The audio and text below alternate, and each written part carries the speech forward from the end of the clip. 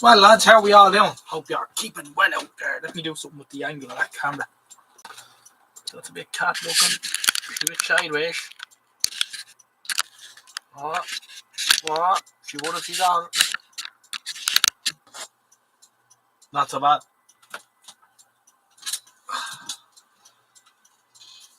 What's going on, lads? We'll give it a minute or two just for people to catch up or what have you. It is cold.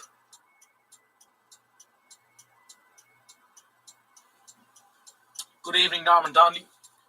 Good evening, Jerry. Good to have you in the chat. Let's see who else we get. One of you is a bad man because one of you has not given me a thumbs up. I don't know which one of it is. Come on, Jerry.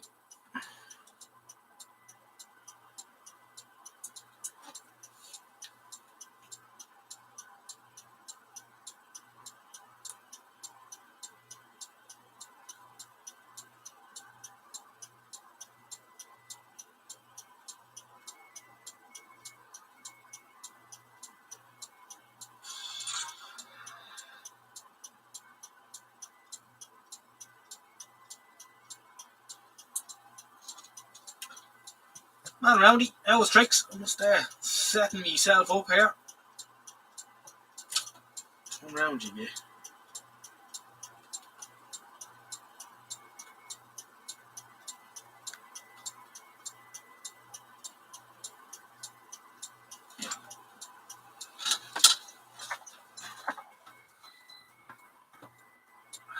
Well, lads, any scandal. -3 here. It's -3 here as well. It was about 2 hours ago. It was -3.9, and now it's risen up slightly to -2.5. But it's certainly in around the -3 mark. Can I hear ticking? Unfortunately, you can, Roundy Mounty. I made a poor life choice earlier on, and I wound up a clock, which I rather regret now.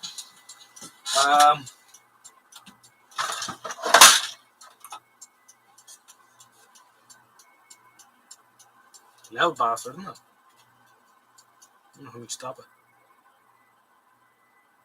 There we go. That's better.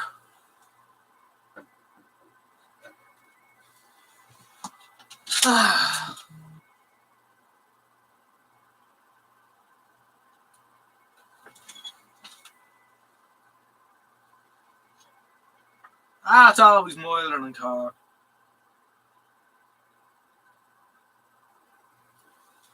Roundy Mounty got himself a nice set of new speakers. Good man. I've the Texan PL330 here, hooked up to the long wire in a fashion, as you can see. And I was just having a whiz around there to see if there's anything of interest.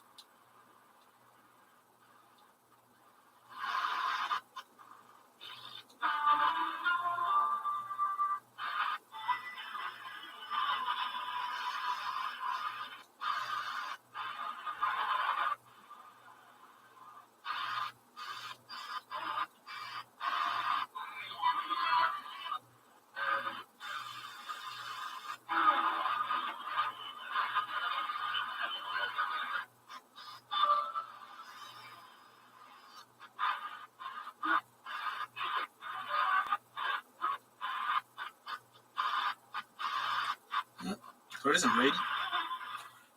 Anyway, never mind. Evening, John. So, how has everyone been this last week?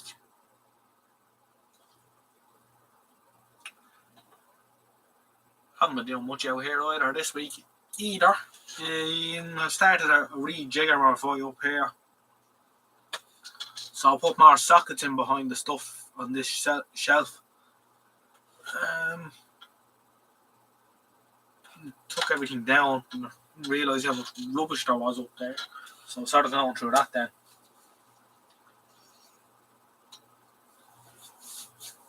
It's been too bloody cold to be in the shed, to be honest, so I've been heating the place up here for the last 4 or 5 hours. It's only starting to warm up out here now. So there's a 5 on electricity already. It's getting to be an expensive hobby.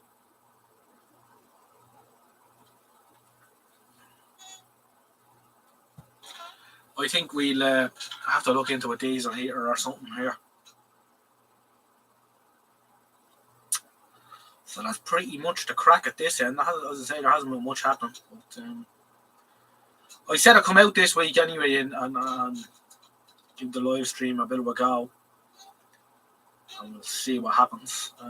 How many people tune in this week. Because the last couple of live streams have been fairly good now, to be honest. So hopefully that the trend on the live streams will continue. Your Guinness cans out better than mine. My Guinness cans are nice and cold because they've been. I just left them sitting outside for the last couple of days. Didn't bother putting them in the fridge at all. I left them out. Just left them out with the back door, so they're grand. Once they're tucked right up to the wall of the house, they don't get the severe cold. And we have Kev B here as well. How are you doing, Kev? Good to see you too. They're noisy yolks. That mightn't be ideal. But we'll certainly have to look into some sort of a solution to our problem. Because we have to have a bit of heat, if nothing else. So we'll see. Ray Bourne's here as well. How are you doing, Ray? Hope you're keeping well too. Yeah. We have 20 people in the chat now. We're 11 thumbs up. Brownie, tell them what they need to do. Tell them what they need to do. Don't have me come out for that camera at you. And the underscore is here. Wonderful. Wonderful. All is well here, Ray. Thank you. All is well. You also need a good 12-volt power source. They draw 10 to 12 amps when starting. Oh, we can deal with that all right. That shouldn't be too much of an issue. Show a thumbs up for the man in the... Oh, I thought that said Howard for a minute. Gavin Stablin's here as well. Meant to say power better. I thought you meant to say something. Anyway. You need to just shove them in. Andy Doswell is here. Good evening, Andy. How are you? It's good to have you along as well. So we've been doing a little bit of television stuff here lately. As you would have seen during the week, the video put up yesterday on the Pi 368, which of course does works. I have an exciting video coming up for you soon on the television, which by all accounts I thought was an absolute waste of fucking time. But it's interesting. So that's going to be coming at you during the week. You know, you find these things, you think you're never going to see any more of these. And then one just pops up like a unicorn in front of you. It's wonderful. Some of the stuff that we're still coming across, even in this day and age. Good to hear you're keeping well. Andy, we've got Andrew Cottrell here as well, watching us from Cornwall. Wonderful, Andrew. Great stuff. I suppose I'd like to ask you a few questions at home there this evening. We have Colourist as well. How are you as well? You were with us a couple of weeks ago, I think. That's great. 23 watching. Wonderful stuff. Cornwall is a lovely part of the world indeed, Roundy. Yes. Well, in the summer, it's probably a little bit bleak there at the minute.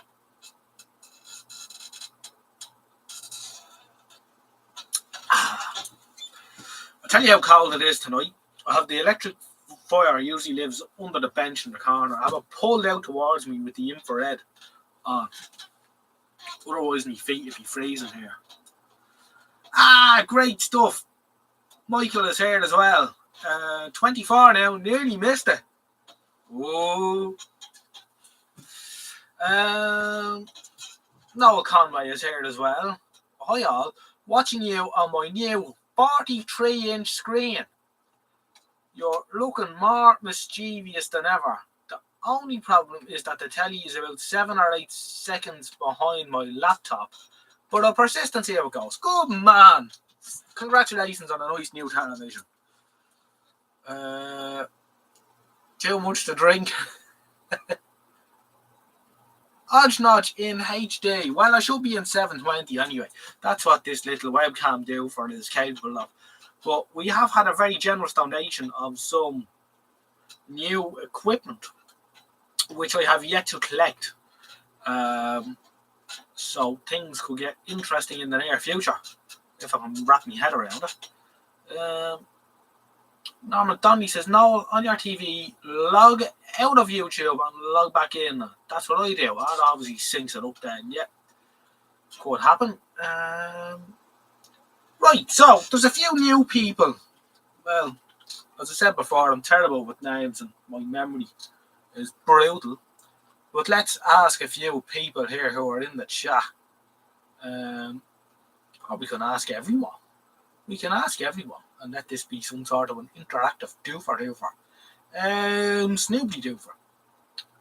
Let's see. Who have we got here? Swan John.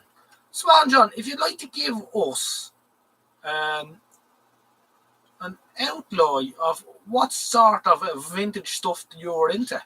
Actually, we'll throw that out to everyone there. Just give us an idea of what sort of stuff you enjoy working on. Are you TV people?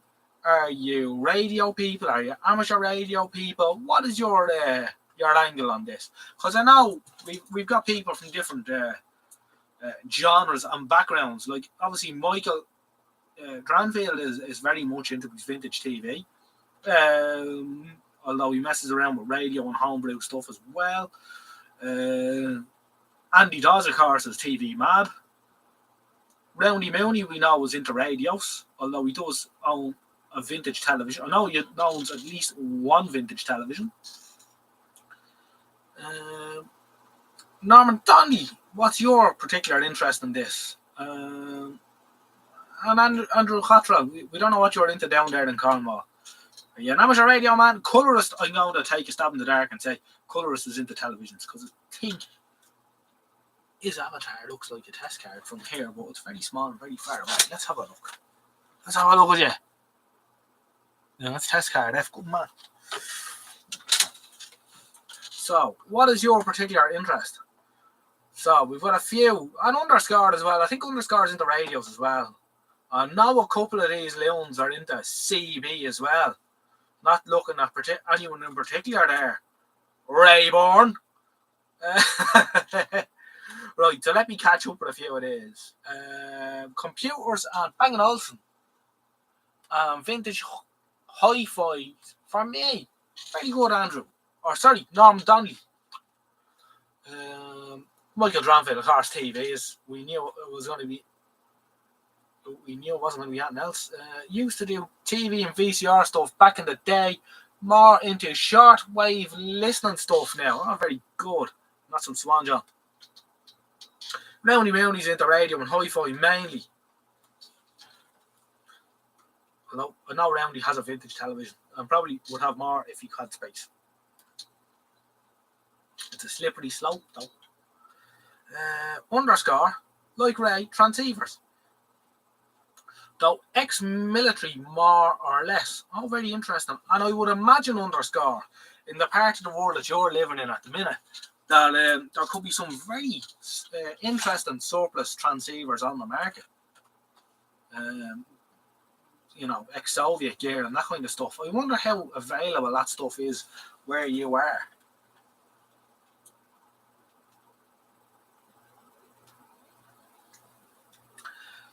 Andy Doswell tells me anything except this bloody organ that's still on the bench. Oh dear, that sounds like a bit of a John-John.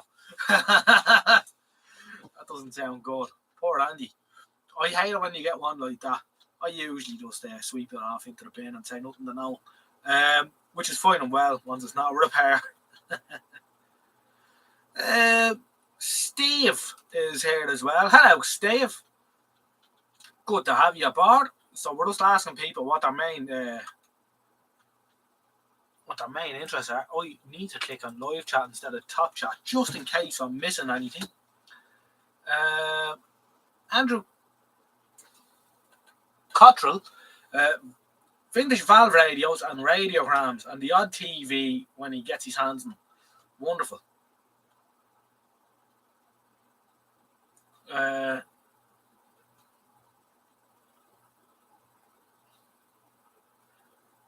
me see. Norman Donnelly is mainly into 70s and 80s gear. I'll take it that's something you can get these hands on from the 70s or 80s. Kev B is a computer man, arcade, a video game, and hi-fi stuff. Michael Dranfield says that the picture resolution is very poor where he is. How's everyone else's picture? I think I'm alright here at this end. Just, I have my phone running here with the live stream as well, so it gives me an idea of the quality that's going out, and it looks alright here. But if anyone else wants to just give me a ballpark idea. Andrew Walsh, love PA and vintage hi-fi gear. I should be covering a bit of that in the summer, with a bit of luck. Time is tight, lads, as you know, and but I have stuff in storage that's just difficult to get at the minute. But I think you will be interested in it. Well, I hope so. Anyway, that's always the idea. Jerry has a passing interest in all sorts of electronics and electrics. Very good. Let me see where I am. Unlike the shower here, they crush it all. Oh yeah, I think I know what Ray's talking about there. Underscore says, I've seen a few things. Office near former Tesla radio plant. Oh, very good. I watched a YouTube video on that a while ago, where these lads went in, and it was obviously the late 90s, just before it closed down, and they were watching they made a video of them making the valves there. Really interesting. I must see if we can dig out a link to it and bang it in a community post during the week. I think some of you would enjoy it if you haven't seen it. Dawes tells me he got it going, but one key, then the power supply. Oh, Jesus. Yeah.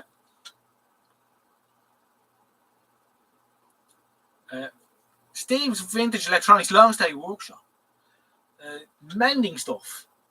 Vintage tape recorders. And anything unusual or cheap. I've got something that you would love. And I sent over a couple of interesting radios to Steve, which I don't have time to keep up with all the YouTube channels, so I don't know if he's actually got to them yet or not. But I gave him two very fine, high quality Hong Kong radios that are of the style that I know he enjoys working on. Norman Donnelly says the picture's fine where he is. Good stuff. That's okay. That's good. Resolution good here with Andrew Cottrell as well. Okay with Steve. Okay. No issue. Okay. All right. No panic. It might be a connectivity. All right.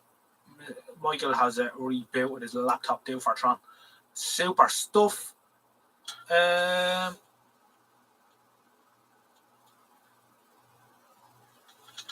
Dawes is watching me on a 50-inch slab of plastic.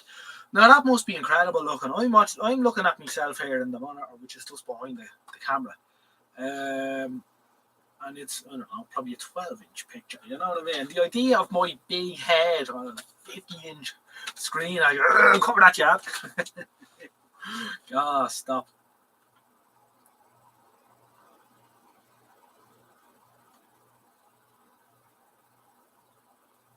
Roundy Mooney says he has a Tesla turntable. I had a suitcase 1 year ago, but it was a scrapper. It got broke up for a bit. But he says it was rebadged NAD, but it's pure chick. Now, when you say it was rebadged NAD, do you mean New Acoustic Dimensions? Same crowd that made this? If so, I find that surprising, but interesting nonetheless.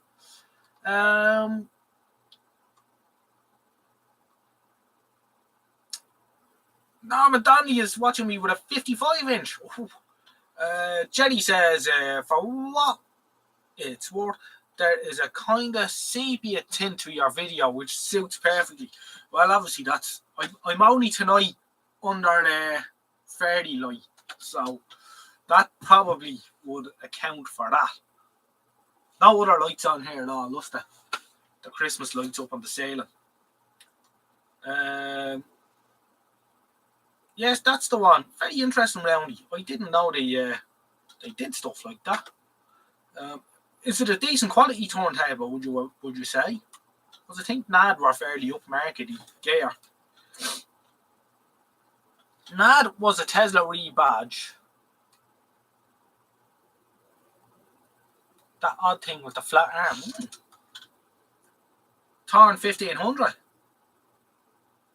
Oh, no, not a Torn 1500, Michael. Unfortunately not. I would argue something more interesting. Hodge is always best used on a big telly. I'm not going to click on that link because I'll knock myself out of the chat. Although I could click on it on the phone and have a quick squint. Let's see.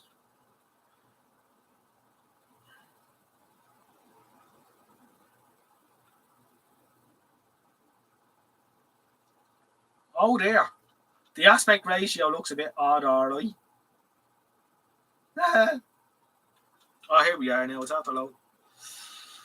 Oh, Jesus. Well, I think you need to adjust the grayscale on your set. The way it looks here. Good man, Roundy. Wonderful.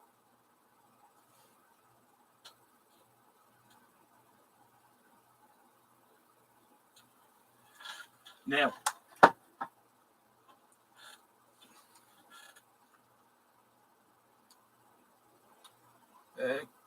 Gilsop says he's interested in all technology, including railway, agricultural, motors, machinery, transport, telecoms 1939 to 1960, all projection, broadcast television, and all colour TV. Well, that sums it all up right there.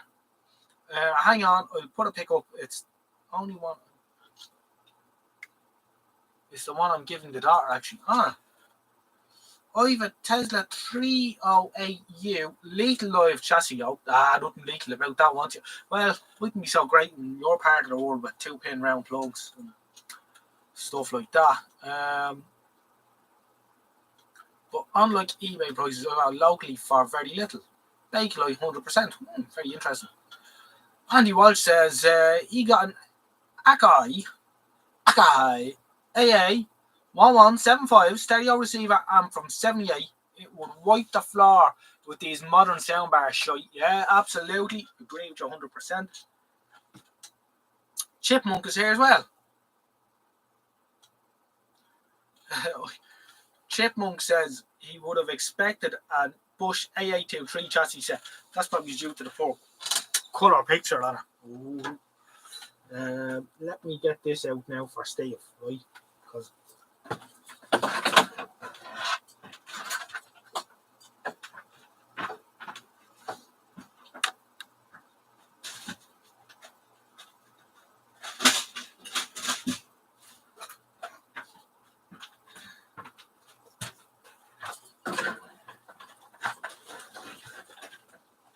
now, this right here is the kind of stuff that Steve of the Vintage Long Stay Electronics Workshop has wet dreams about. Okay. Oh dear, the knobs have fallen. The handle's just fallen off literally in my hand. It's seen a bit of rust, alright. It's an early one. I'd say this could even go back to the late 60s. I'm sure Steve will tell us more. But only in meters on the scale. So yeah, I reckon that's a fairly early one. What do you think of that, lads? Now I know that this camera is not great for this kind of stuff, but I do know Steve gets very, very, very, very, very, very, very, very, very excited about this kind of gear. And of course, the good thing about these is you can use them to recharge the batteries inside as well. When I get another Guinness into me and feel a bit braver, I might plug it in and see what happens.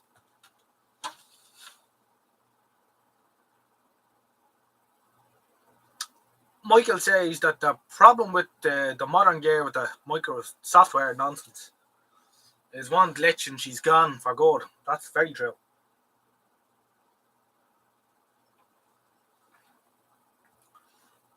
And as Chipmunk says, true with cars and vans and stuff as well, and that is very true. The brother-in-law, Roundy Mooney keeps the AA23 for the 1080p stuff. He's right too, yeah. Don't want to be wearing out on rubbish. I am working on a sound A20 now with a Calaro tape transcriptor. Steve loves a bit of punishment. So, anyone else there not give us an answer to what their main interest is in electronics or in vintage stuff, be it TVs, radios, amateur radio. Do we actually have any amateur radio people here with us at the minute? I don't know, but I think I might be wrong in saying this. I think Andy Doswell is an amateur radio man. Are you, Andy? Or did I just make that up in my head? Aye!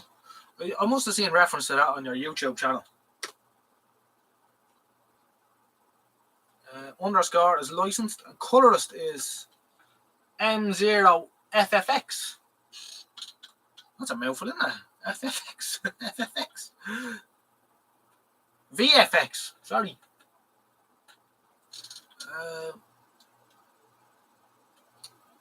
Chipmunk is. Oh, you didn't say it. No, well, I said it. I didn't.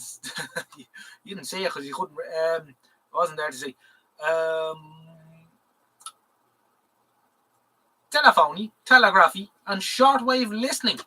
Ah, wonderful, Chipmunk. Steve tells us that the deck plays in both directions and that cheapo radio is early 70s. Ah, good man. Right, you see, I knew Steve knows these things inside out. And they were the same radio made with, loads of different coloured cabinets and loads of different dial outlays and what have you. But they were all the same kind of piss. And we sent 2 over to him last year, which he tells me he received. So we expect videos on those in the near future. This one still has its original 2-pin plug. It's going to make a horrible noise when I plug it in. It probably won't work, but it might work. And some of these work better than you'd expect. Sometimes. This one has been subjected to serious damp at some stage. Go on. You see, who else wants to see me plug this in? That's not even a question, is it? All right, lads. Right. All right. Turn off the electric bar. Right. Now, we're not going for the Verdiac here. We're just going in. All right? Are we ready?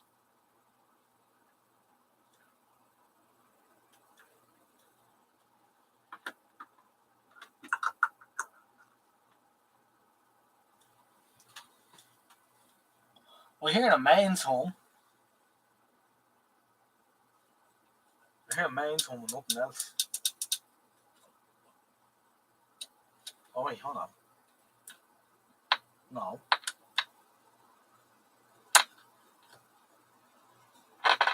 Oh, hello.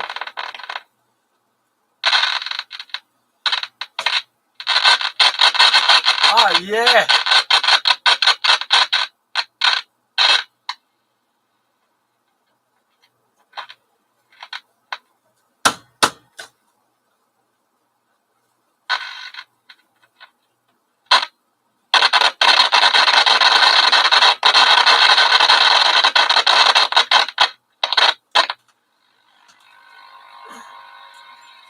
Tell you what we'll do. We'll give her a shot of cocaine and see what you come on then.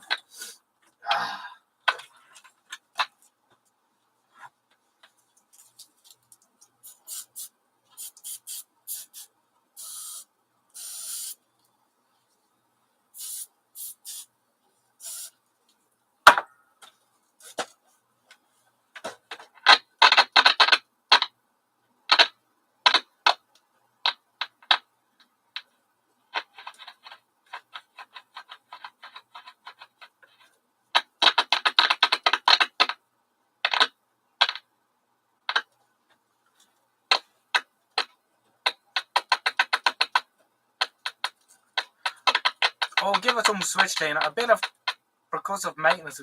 At least it doesn't have the nitro knobs and the blue LED display. And don't hit a radio. I'll boot it out the door in a minute.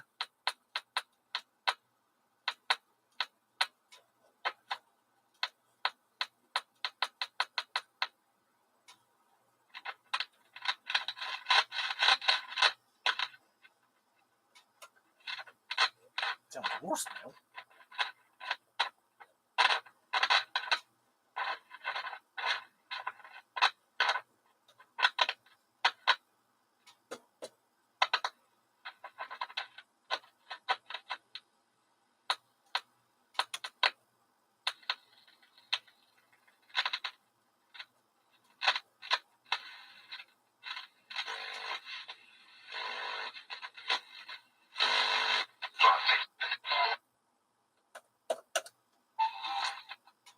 I think the variable cap is noisy as well.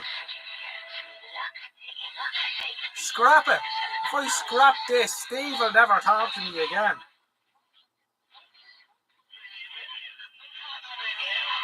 There she is. Steve's right, they're wonderful. It still works after 50 years. Best thing ever made.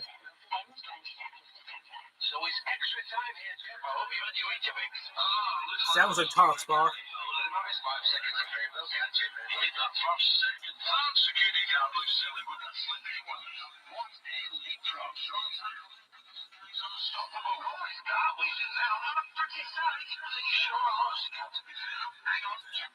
Is the transformer supposed to make all that noise?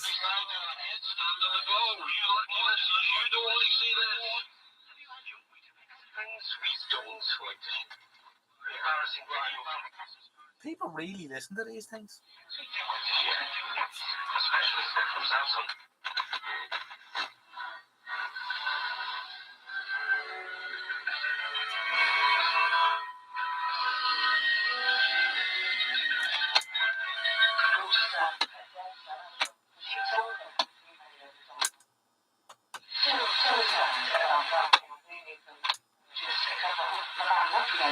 Would you trust her to charge batteries? I know you can charge batteries in days, but don't.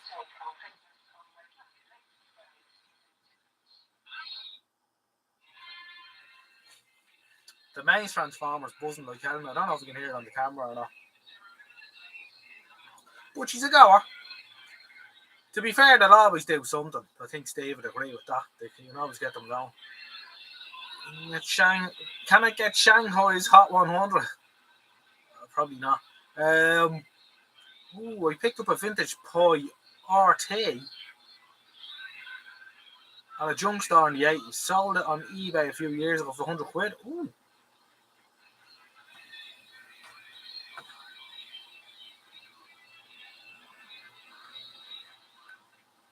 I think 30 years ago we used to say stuff from Hong Kong was crap. Little did we know what was to come.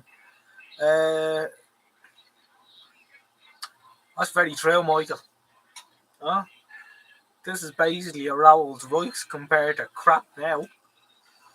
Well, I wouldn't go that far. It's an Aston Allegro.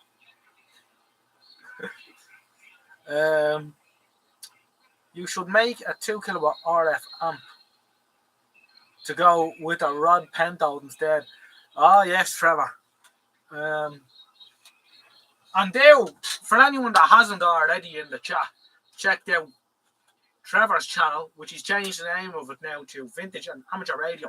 Please do so, because he's done some fascinating experiments with the Russian rod pentode valves. And he's able to do wonders with 6-volt HT with them.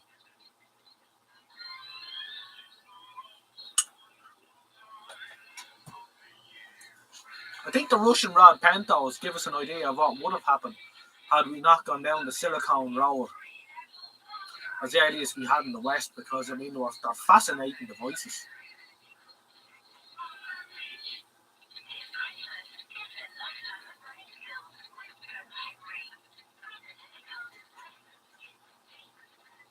Chipmunk says Allegros had their fans too. Sorry, Roundy, yeah.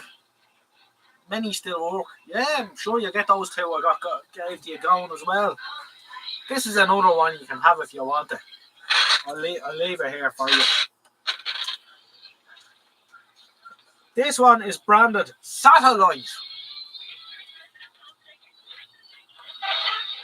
To be fair, it's not a bad performer for what it is. There's a lot of computing shit on in here, obviously, with the live stream.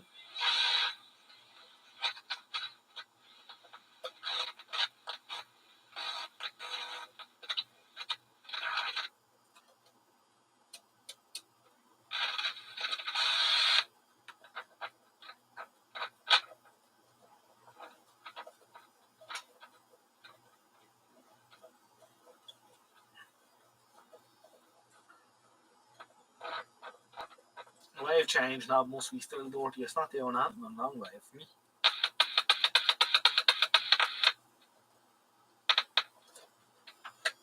Let's lift up on it.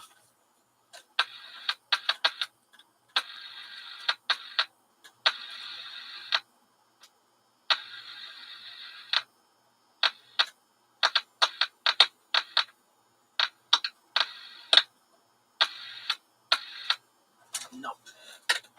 No long wave.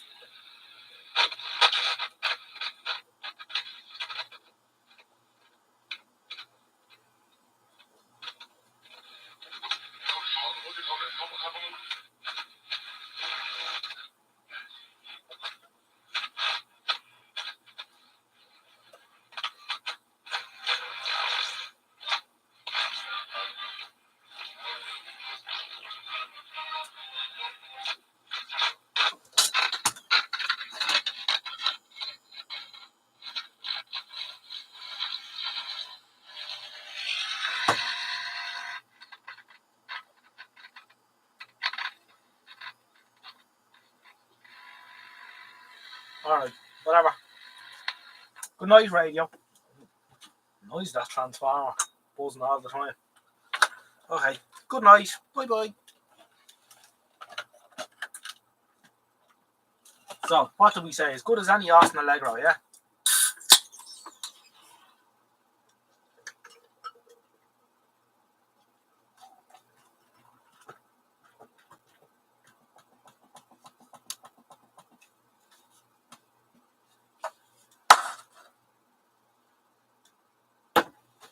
Now, let me catch up with the chat here real quick. 34 people watching, 21 likes. Something's wrong. I don't understand this. Sell it. Early satellite radio.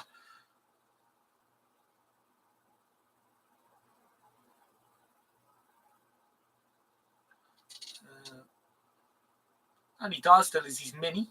Good man, Andy. Remember that, well, Jerry Bill bought a TV for half nothing, broke down, but no one would fix it. He opened the back of it and found a big bunch of cheap watches in it. Well, that's odd.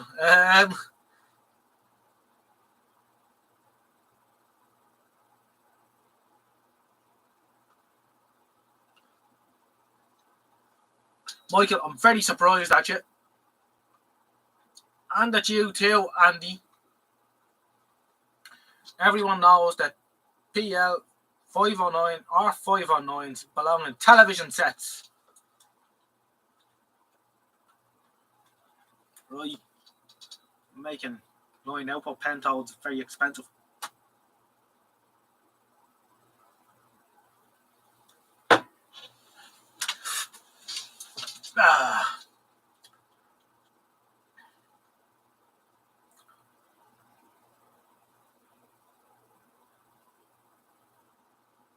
I'm the more going to stick my finger back into that radio. That radio's on the floor and that's where it's staying. Steve can look at it when he gets it next year. I think it's just buzzing because it's probably loose in the cabinet or something.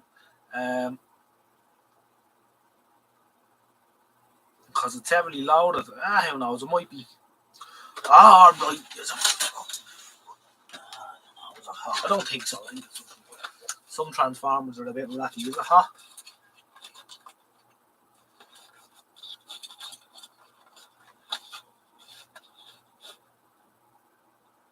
No, it's stone cold. Stone cold. Mystery solved. It's just a piece of lovely stuff.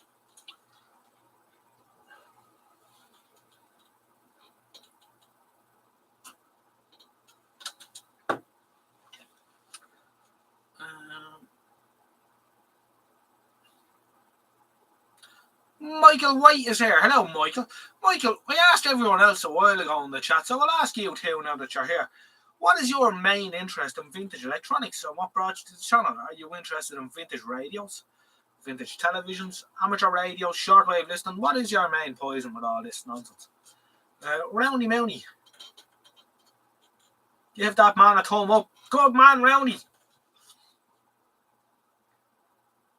Yay, stone cold. Good to hear. Yeah, it's good news for Steve.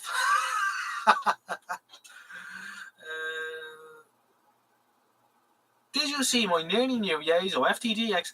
Now look at that. How was that comment held for review? George Christophe is here. Wonderful. Good to see you, George.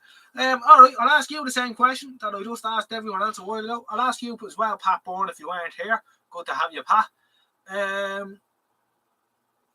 What is your main interest in vintage electronics? What brought you to this channel? I already know the answer for George, but I'll let him put his slant on it anyway. And, vintage televisions, vintage electronics, amateur radio, etc. What's your main poison? We've got 33 people watching, which is good stuff. And it's just heading towards 10:15.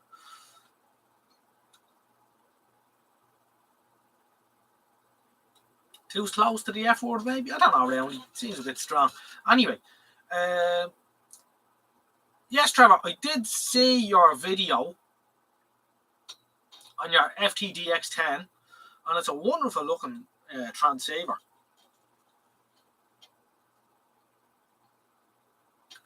Very compact as well, and you had said that it was only a couple of months old, which is incredible, and that you got it at a good price, which is better again. So we wish you all the best with that. I will have to get back on the air, but to be honest with you, I'm not going to be doing that with it till the spring, except I might sort out my 2 meter radio. I had a 2 meter collinear, an X300 diamond or whatever you call it, which snapped in half there a couple of months ago. So I'm off the air completely at the minute. I would like to get back up on 2. It was this time last year, Trevor. You will remember that we had that wonderful opening on 2 meters. So I wonder, will that happen again?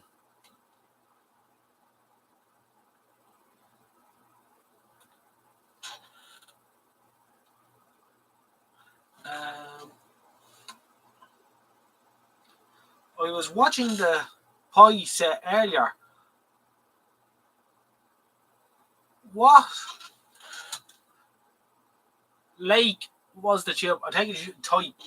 It's what is it? It's an A. It'll be an A63 120W. Or what make is the tube? Oh, it's a Mullard. Well, I think it's a pink label. To be fair, the tube does come up after. If I left it running for a few days in the house using it, it does come back a bit. But to be honest, I've never seen a 24-inch tube that was any use. They're always a bit not great at the edges and that, the focus was never 100% on them and that. Which brings me to something else which I'll discuss in a few minutes as well, which you're after reminding me of, that I want to draw attention to. Trevor's Bench. Hello, Trevor. I don't know if we've had you here before. From Alberta, Canada. Wonderful. Welcome along anyway, Trevor. One way or the other. The X300 is a great antenna. It was very good. And I had it here for a couple of years. I bought a second-hand off another chap. But it snapped twice. I could probably do another job on it. So, we've lost about 2 inches over the years off it, where it snapped and, I've drilled a new hole. The top part snapped off, drilled a new hole, screwed it in again. Probably could stick it back together one more time. Although the shorter it goes, the higher the higher the frequency goes. But yeah, I probably could. I might do actually. I might just drill the rod again and stick it back on it. The X300 is a great antenna, but you wouldn't stick it on the side of my mountain.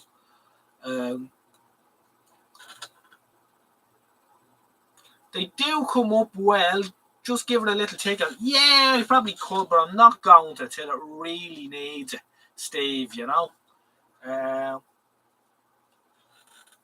I've gotten to this stage in my life where I sort of live with them as they are, unless they're really bad. Because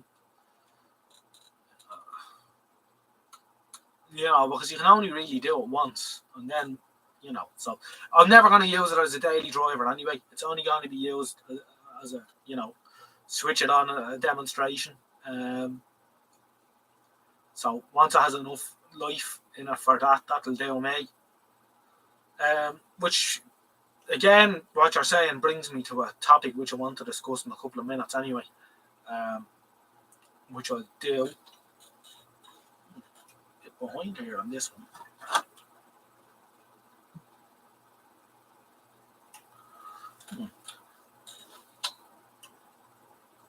Where is that gone? Right, here we are. -3 is short and t-shirt weather in Alberta. Wonderful. And it's about -3 here as well at the minute, so it's fresh. It is very fresh. What is it here in the shed? On this it says it's 20 degrees, but that's at this level. Right? When you go down here, if I put this, I'll tell you what I'll do. I'll have two of them here. One is a humidity and temperature. So I'll put the humidity and temperature one on the ground, and we'll see what the temperature is down there after a few minutes. Because if I don't have my feet up on this stool, if I put my feet flat on the floor, I get frostbite. Oh dear.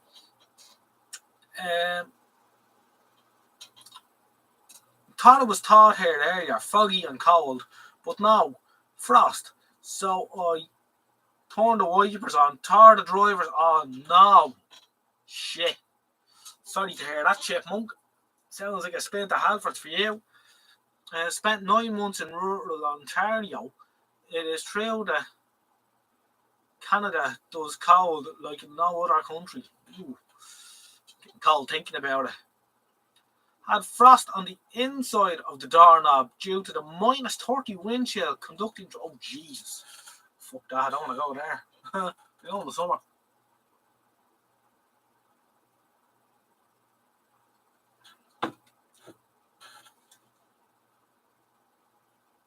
Looks like Andy Doswell's going to have a heap of drink tonight, so and have a lie in the morning. Halfords is on the way to work. Hey, they'll change our bulb for 25 quid. What are you talking about? They're right people.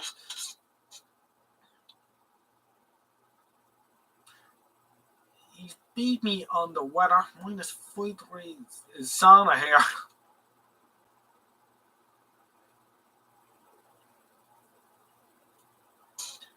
About once a month, Andy Doswell manages to work the coast of France from Evesham until. Wonderful.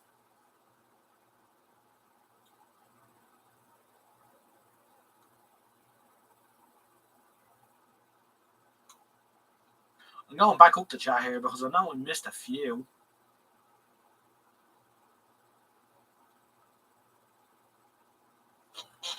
Just see, I have a reel-to-reel tape. Oh, so I do. Yeah, I have a couple. I don't really do reel-to-reel players, though. I don't think I have any left. I've given them all away. But I kept a couple of tapes. We had -7 2 nights ago. You see, where Trevor is, it's cold. Already -3.2 in Kilmarnock, yeah. I get the cold up there, but I must say, I had the privilege of travelling to Trevor's house during the summer, back in, I think it was May. Yeah, it was, wasn't it? End of May. I think. it was July. Sorry, start of July. And I must say, I've only been to Scotland once before, and that was to Edinburgh for a vintage running bus day. But the views and the scenery up in that part of the world are beautiful. I really enjoyed the driving up along the coast, up to Kilmarnock from the boat. It was great. I'd love to go back. And I probably will bring Mrs. Odgenodge on a weekend there, maybe. We'll see what happens. Barry Post shrinking more than the clamp due to the temperature. Okay, Steve, we'll catch you again. Maybe you'll get back to us in a while.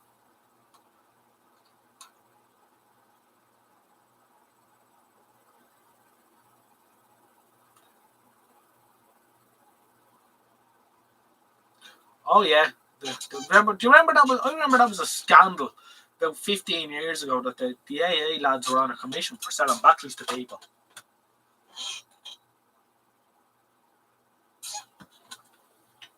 I remember there was murder over it at the time. It was on Watchdog or one of them programs. They're still doing it. It doesn't surprise me. Right. Give me a second here, lads, because what I want to do is I'm going to be going into the house for a minute, but I want to send you a link to something, and I want you to go to the link and read it, or have a look at it, or do whatever you want to do, and then come back to me, and we're going to discuss it when I come back. All right?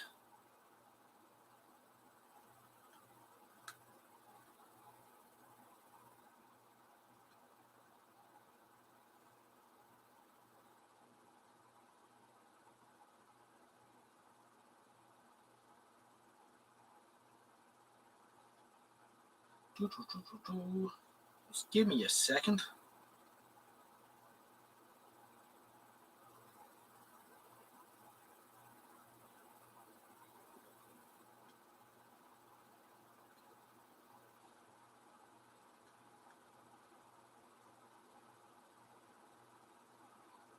Right, lads, feel free to have a look at that link and tell me what you think, and then come back in a minute when you're finished, and I'll be back here too, and we can have a little chat about that, alright? Because I think what your man has done there is fascinating, alright? So just have a quick look at that for me, lads, and I'll be back in 2 minutes, and we'll have a chat about that. Thanks very much. Alright, when you hear the cowbells, you know it's time and what have you.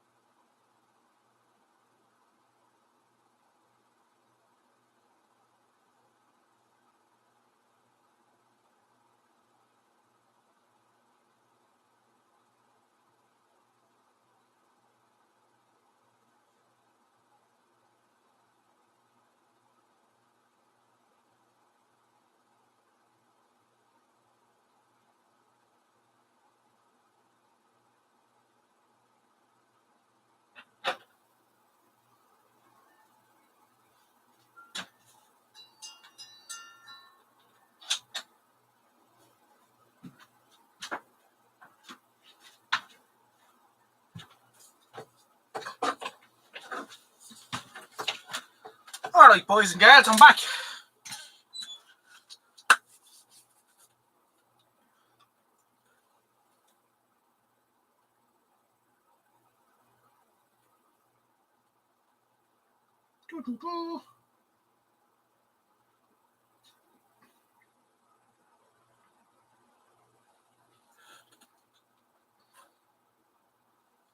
Okay, so a few of you went and checked. Excuse me. A few of you went and checked out the link.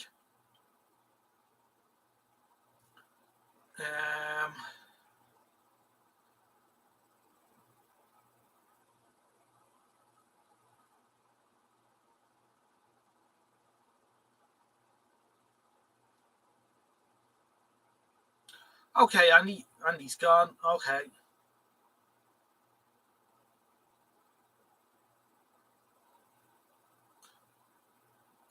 Right.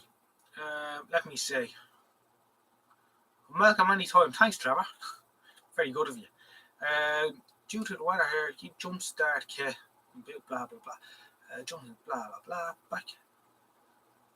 He's gone into the vault again. And what's his Ray? Yeah. He'll come back with another Hong Kong radio. He fucking won't. He might come back with a can of Guinness, sorry. That page is fascinating. Good man, Chipmunk.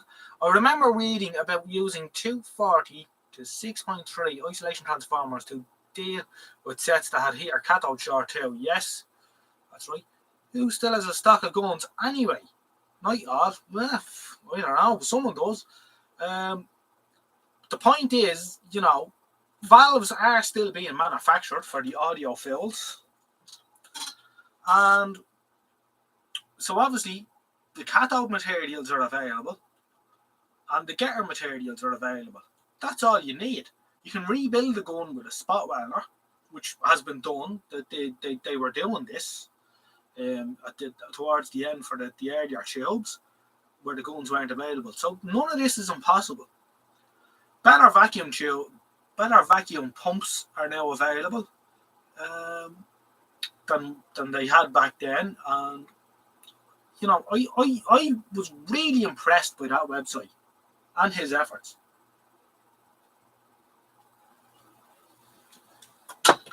And I put this on two forums. I put it on the Galbarn forum and I put it on the UK Vintage Radio forum. And I only got a couple of responses. I thought people would have been really interested in this. But no one seemed to bat an eye. And a lot of these will be the same people who will be screaming, you know, to get CRTs re-going. I think for a DIY effort, your man can't be faulted. This is incredible. Because we've two things with the vintage radio, with the vintage television collecting thing that we do. We've two problems that we come against. One is line output transformers, and they can be dealt with. There's a couple of people who can rewind those. And the other problem is tubes. And there is no one left commercially rebuilding tubes who will talk to the likes of us. I believe there is a commercial tube regunner in the UK, but they only deal with MOD stuff and they will not talk to individuals. But there's no one else left in the world. Rax in France were the last ones, and there was a big family row there. Some of the tubes that they did for people went to air because they weren't done right and what have you. And there was a lot of problems. I think a lot of people ended up losing tubes that were there when they closed and stuff like that. So this is a big deal. This is a big deal.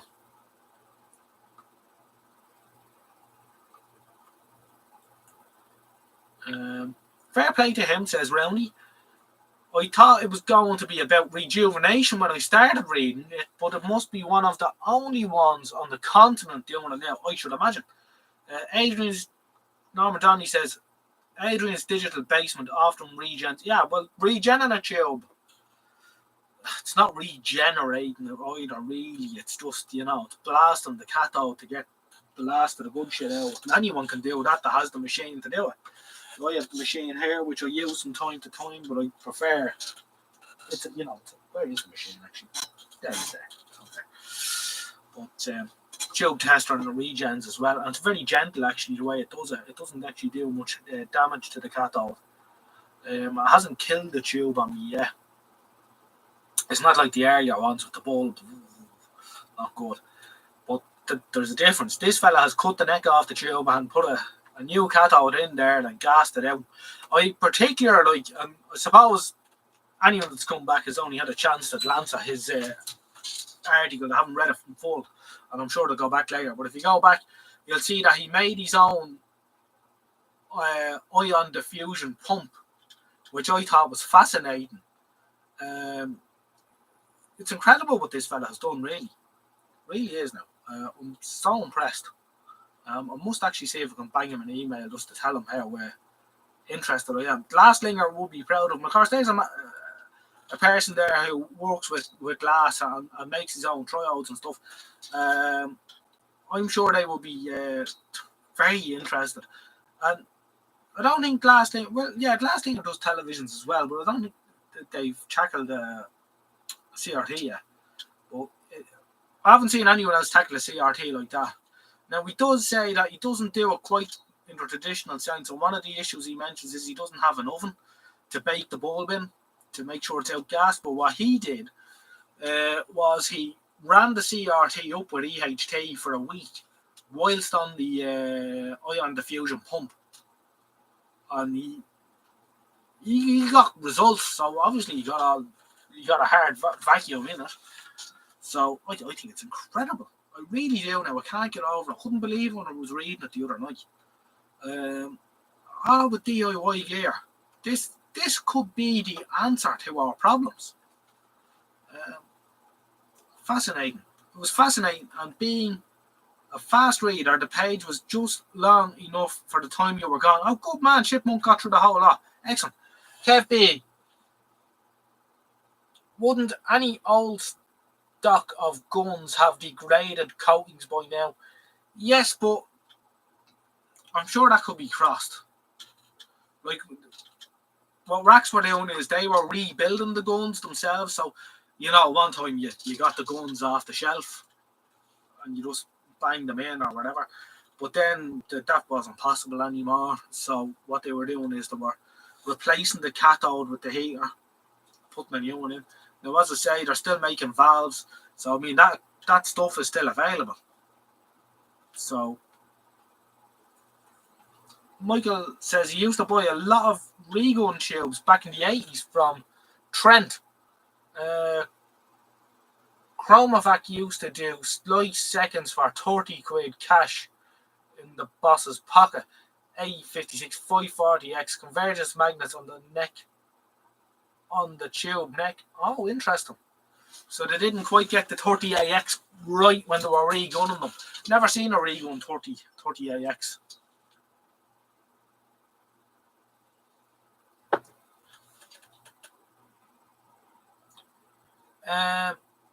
Let me see, I'm after jumping ahead too far there. I'm obviously a bit slow. Keeping up with the comments, so please bear with me. Vintage and Amateur Radio says, interesting info. My Polish friend is thinking of doing reguns. I forwarded the link, although he may know about it. Could be him. Actually, I was thinking of you, Trevor, when I read that, because I think you also had mentioned on the Goulburn radio forum that you had, I can't remember if it was yourself or someone had mentioned that there was a crowd in Russia who were regunning tubes. Now, obviously, there's problems with getting a tube to and back from Russia at the minute. But I just thought that website was fascinating. And I think there's so many televisions out there with Duff tubes, which could be rebuilt, and the prospect of this being a DIY operation, if I knew it, it's something I'd like to have a go at myself. I have the skills to fabricate something like an oven and gas and all that sort. The mechanical skills are right. But the other parts of it I would have difficulty with. But I think, I think if a couple of people got together, it's something that could happen. I know there was talk of the Early Television Foundation in Ohio.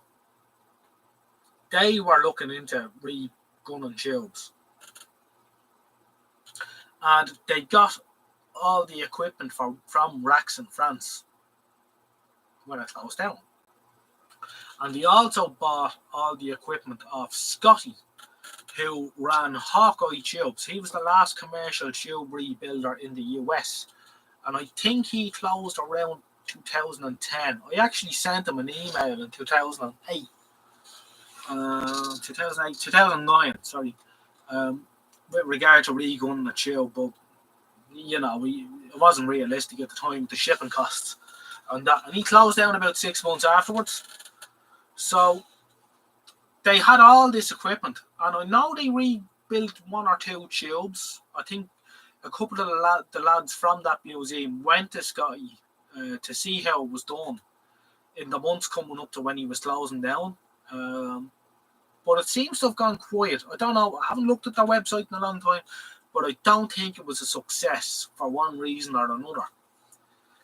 But of all the tube re-gunning equipment that there was, both in the UK and indeed here in Ireland, there were operations over here as well doing it. Surely some of this equipment somewhere still exists.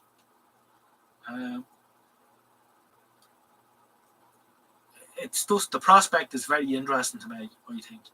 And of course, as I said, far better vacuum pumps are available now as well. So all in all, I think it's a very interesting prospect. Anyway, let me get back to the comments, please. Interesting info. Sorry, yeah, I got just that far. Yeah, if William Crookes could do it from scratch in the 1800s, you can do it, given enough motivation. Good man, Jeff Monk. I did read the thread in the UKVR, says Kev B. Good man, Kev. I was just surprised that it didn't get more. The traction. Neither the thread on Galborn or UKVR got much traction. I just found that a bit odd, given the amount of people who need tubes and stuff, and any sort of hope at all surely is to be welcomed. He's also into that, John Joe. The page I clicked is on about rewinding a laptop. Oh, I didn't look into it any further. I just found that page. I didn't go onto his actual website or anything. I just, what did I put into Google the other night? I was just messing around the laptop, and I put in, CRT rebuilding or some nonsense like that, and he came up. So I didn't get any further into him. But if you're rebuilding laps as well, that's excellent. Michael White said, we used re-gun tubes from Dunnell tubes in County Durham, which were cheap and fairly good. One of the bosses, Sid, his wife worked at Mullard. Oh, very good. There is a CRT regunner in Russia. Yeah, I mentioned that. Maybe you mentioned that before I did. Patrick Bourne says it's very interesting, which it is. Liverpool used to be advertised in the TV mag. Oh yeah, the TV. If you look back in the old TV mags in the 70s or 60s or 70s, there's pages and pages of ads to some fellas re-gunning tubes. So where did all this stuff go?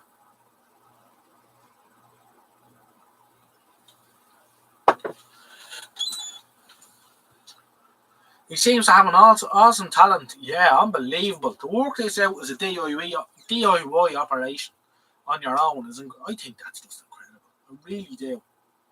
I must see if I can send him an email just to tell him how blown away I am by his efforts.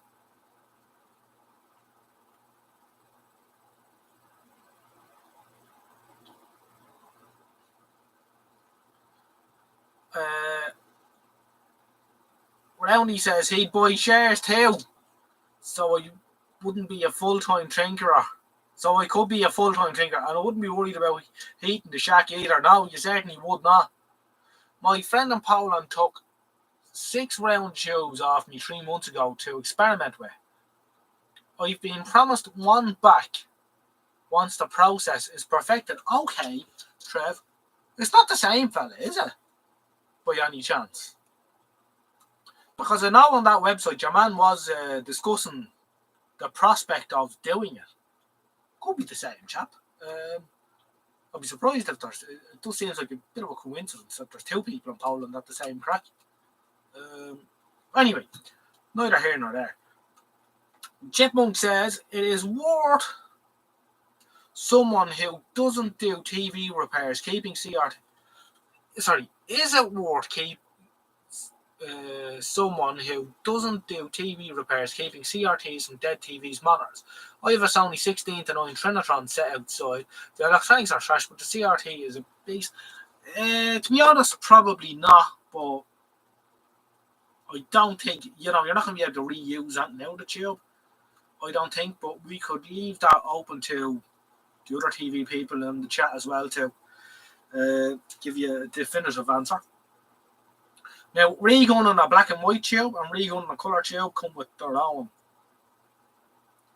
Regun on a colour tube comes with its own special issues, especially an inline gun. Not to say that's impossible either. It was done. I think the only one they ever had real issue with was the Trinitron. I don't think the Trinitron reguns ever worked out all that well. Where did the British industry go? Torn RBM all down the pan. That's a story for another. 2 regunners within 20 miles of me in the 70s and 80s. Renview tubes in Renfrew. Yeah, well, believe it or not, Trev, I have a Renview tube here in the box, never used, which John ordered through their advertisement in television magazine back in the 70s. And it was for it was an A51 110X, which was to go into a Bush A823, and then the customer didn't go ahead with it. And it sat upstairs in his shop for years and years and years, and when he closed down the shop, I brought it home with me. And I still have it, and I have a tube for it to go into as well.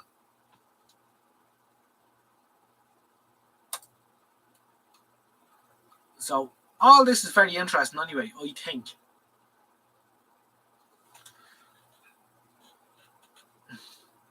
As Kev B says, one day there will be no space, so if you have the space, do need of the space, Kev, yeah. Sadly, most likely sold as scrap, yeah. Probably.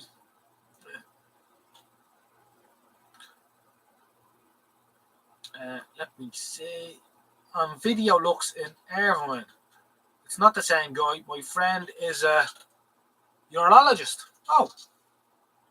Well, I wonder do they know one another. It's needless to say, if this chap is thinking of rebuilding tubes and your chap is thinking about rebuilding tubes, maybe these 2 chaps should be talking to one another. Because there could be equipment and knowledge shared out there. Anyway, that's for your friend to decide, but I just think it's a good idea for you to let him know about this chap. I just think it's fascinating. So George Donaldson's just in the chat. How are you, George? Yeah, it is cold out. So what we're discussing here is up further in the chat. Something you're probably not all that interested in because it's TV related, but I found during the week someone who has successfully re-gunned a CRT in Poland. Now this is a big deal. So if you want to go back up the chat and have a look at the link, you're more than welcome to do so. You can come back to me and see what you think. But either way, this is a massive achievement for someone to do on a DIY basis in their shed. A lot of glass blowing skills involved, a lot of electronic skills, a lot of gas working skills involved. So this is a massive deal, I think.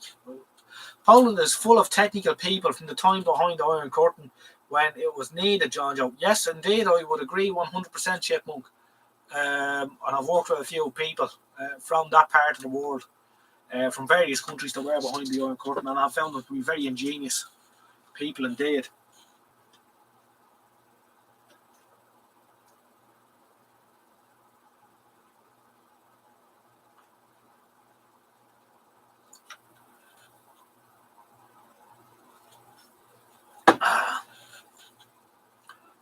I was thinking people in the future who need new tubes for late CRT sets, popular with vintage gamers. Indeed, that could be a market. Although I have found that the CRTs in the later sets tended to be extremely long lived indeed.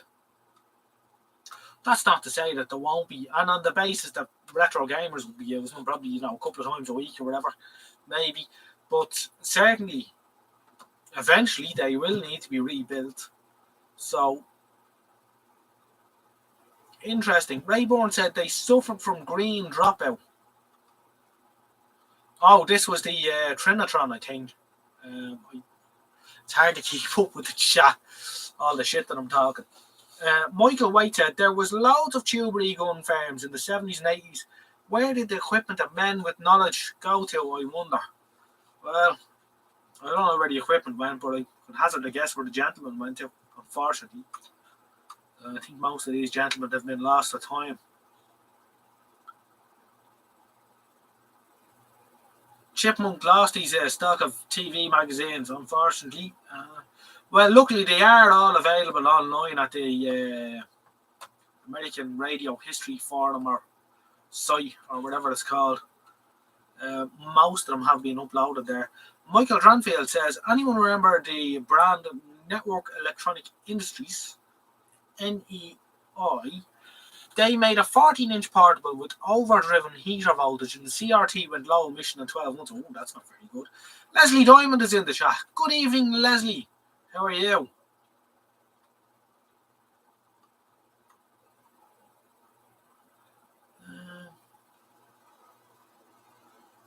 Oh, yes, of course, Kerry Schaefer is from Poland. Now, Poland is a very big place, but she might be aware of the chap indeed. Well, if she does pop in later on, we will point her towards the link in the chat, I'm sure.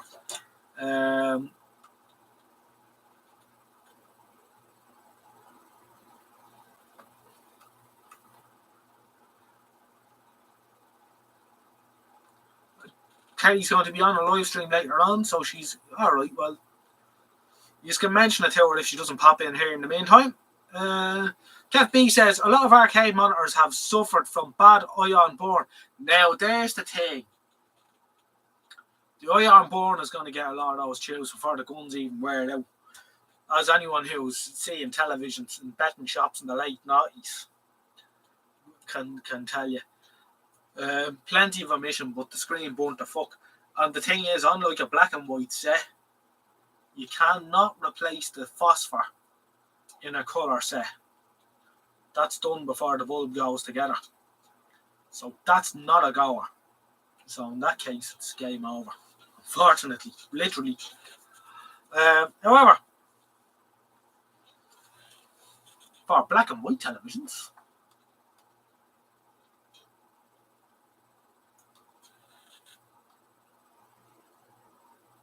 the 25-inch Mitsubishi. Oh, okay, right. Sorry. Sony Trinitron was a real pig to repair. Yeah, it wasn't all that keen, the Sony gear. Worked really well when it worked. Some lads were really good at Sony. One of them being Trevor, who worked for Sony in Scotland and knew them inside out.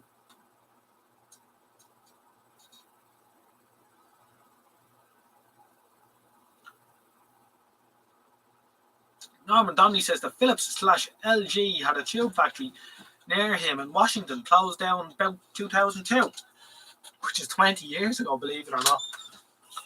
That's a scary thought in itself.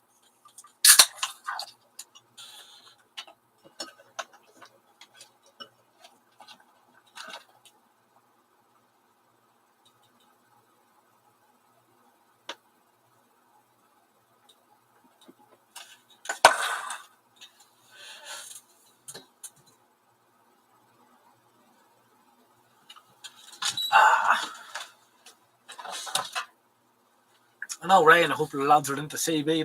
There's a proper rig right there, lads. Cobra 70X. This one has an odd fault actually. I got given this a couple of years ago, and it seems to be locked up and transmit all the time. I never got too heavily involved in it. It was shoved up there for a rainy day. For sure. Even on rainy days, we don't have time.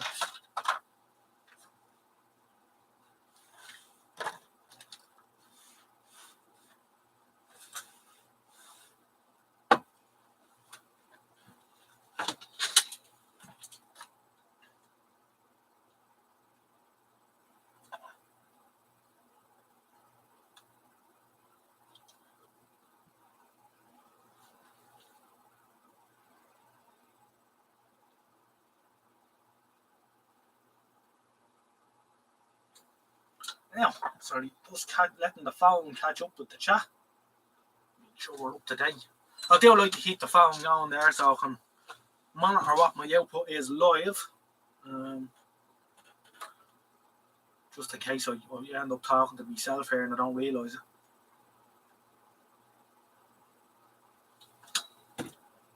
Oh, the phones are probably really flat now, is it? Yeah, no, 33%. That should see us out for the evening. For those of you watching on black and white, it's just coming up to 10:30. Just so you know where we are. Now, I had gotten as far as Norman Donnelly. So, Leslie Diamond is here. Good to have you, Leslie. The Chipmunk Kev, worst ever burn-in I seen was from a stockbroker's office in the 90s. 14-inch portable that was used to display teletext. Oh, Jesus. Well, that was bollocks. So,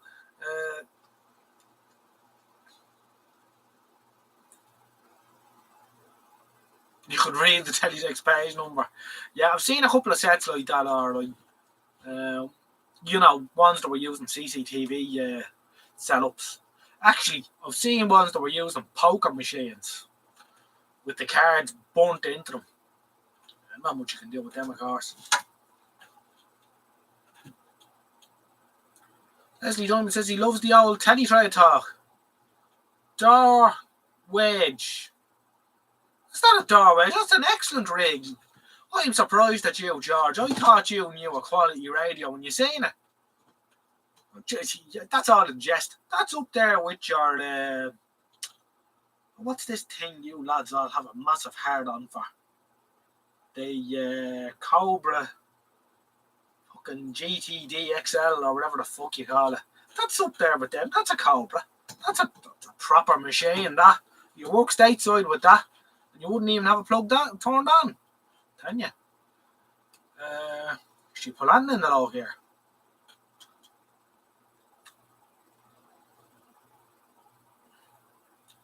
Relay welded contacts, maybe, John Joe.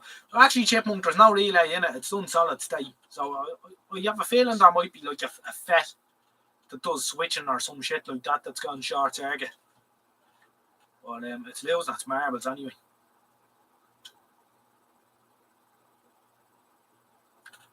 Michael Dronfield. Dennis Mott. That's a name I've heard before. That's a name I've heard before as well. But the Dennis Mott I know owns a bus company in Aylesbury or somewhere like that. So hardly the same fellow.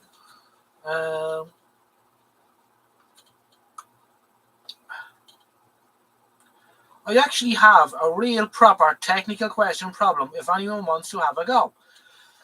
Kev B, if you have a technical problem or question, I'm fucking out of the game. However, we have a couple of technical people on the chat, including Trevor, Mr. Dranfield. Anyone else who I haven't mentioned, I'm not aware of your technical skills, but they're the two most technical people I can think of in the chat at the minute.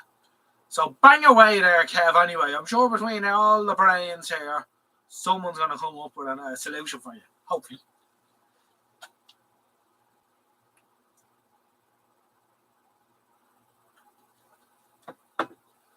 Leslie says that 10 metres is wide open afternoons, just like the old times. Jesus. Just a couple, lol. Oh, well, I'm not saying that you're not technical, Chipmunk, or whatever. It's just, I don't know. The 148 GTL, that's the one. Yeah, they all have a massive spout for that for some reason. Kenny Schaefer is here. Good woman. Right. I'm too excited. One of the lads is going to ask you a question, and we're going to ask you to look at a website, and then we're going to ask you to come back, and we're going to ask you to be very excited about it. Even though I don't think you're all that interested in vintage televisions. However, this is very exciting. Blah, blah, blah, blah, blah, blah. Trevor heard India on 10 meters this afternoon. Jesus, I better turn on me rig. But no way. I wonder then, Trevor will remember this time last year, myself and Trevor didn't talk directly, but we both worked people on 2 meters.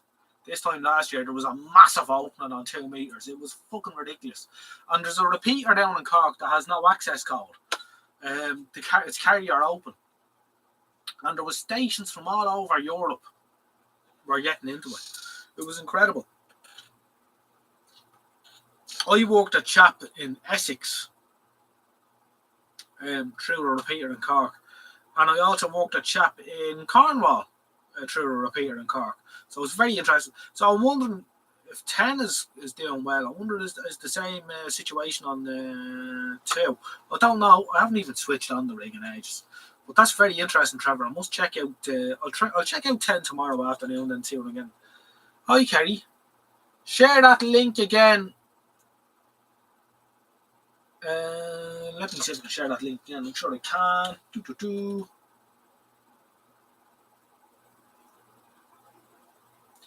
Kerry, will you go and have a look at that for me, please, and then come back to me? We're interested if you actually know this chap. But if not, that's all right. But it's very interesting, nonetheless. Michael Dranville. He doesn't want to hear India anymore. Kev.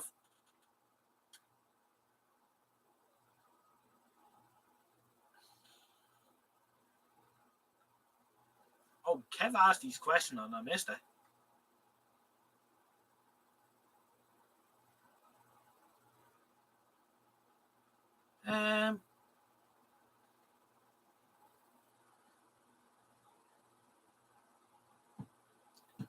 Yeah, the older, and I've had a few 2781 channels, and I actually gave a couple of them to George Donaldson, which I believe he used to light the fire with.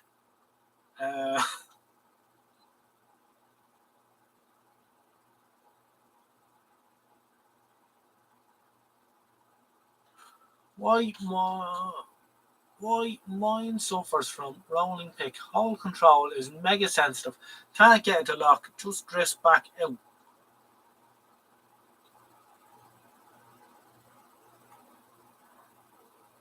The Stalker 9 is a far better box than the GTLDX.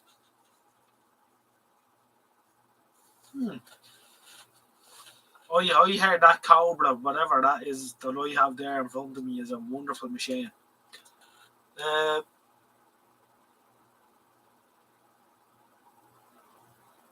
Oh, Dennis not working. Okay.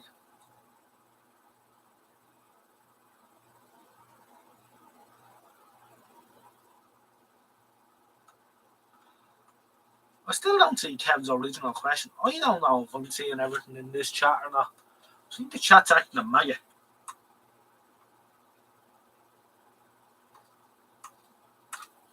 For me, I don't think I'm seeing everything because I see what he says. He's got a real technical proper question.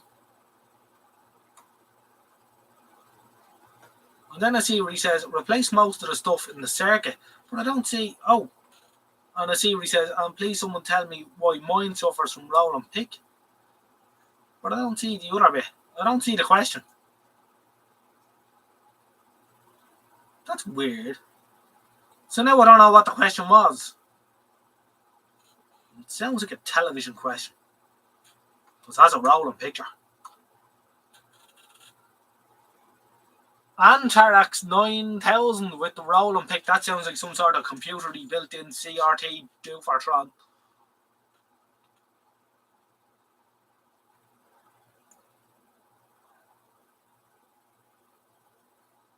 Yes, on your 41-year-old FT480R. Indeed. And that's what I run here on 2 meters as well when I have my X300 in a working condition.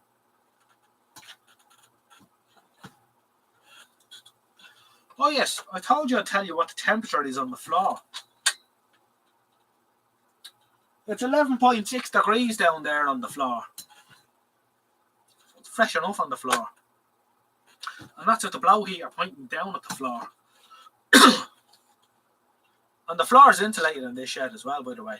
So, this goes to show how cold it is.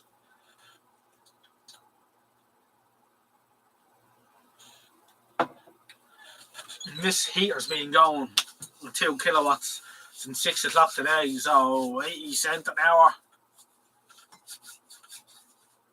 I don't know, €4 in heat.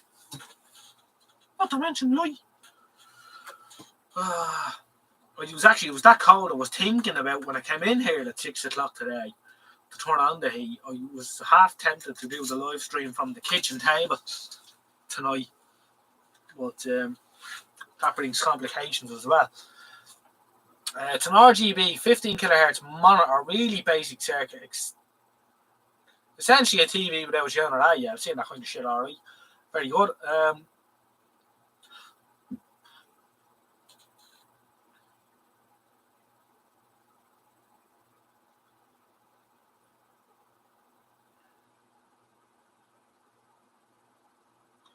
Kerry Schaefer says, thanks a lot for the link. I have that CRT tester and rejuvenator. We'll take a look because they may have some instructions on how to use it.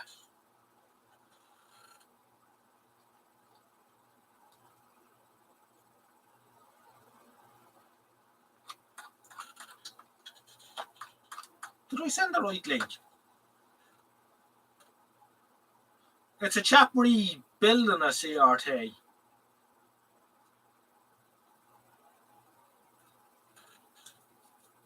He rebuilds the CRT. If you go down, when you go to the website, go down. It's not at the top. He actually cuts the neck off, rebuilds the tube, and puts it back together. I think, yeah, you see a tube tester at the start of it. Oh no, I've lost it. There we are. Anyway, check it out again. Oh yes, I know. Alright, sorry. You skimmed through it already. Alright, fair enough. Okay. You don't know that person, do you? Electronic people in Poland. Kenny reads as fast as me. Good man, Chipmunk. Sound. Alright. Rayborn, I'll do the schematic for the 70X tomorrow. Out in the shack. The 70X? Oh, you have a schematic for her. Good man, Ray. Alright, we'll have a look at it then. Is it AM or FM, do you know? I haven't looked at it at all.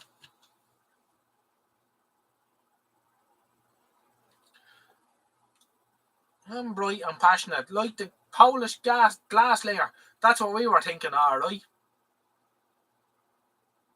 It's AM. Oh, good, good.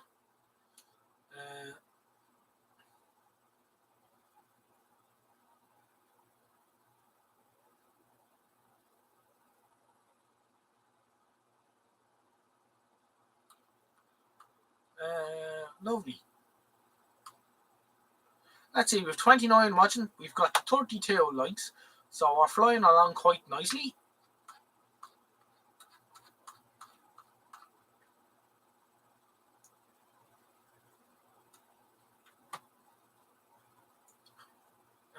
Glasslinger certainly likes cats. I've been thinking of getting a cat here myself. We always had cats, but we haven't had cats in a couple of years. Although we did have the pleasure of our next door neighbour having a cat rescue company. Or thing or whatever, but she was rescuing cats. So we had all these different cats that used to come in and visit us, which was quite interesting.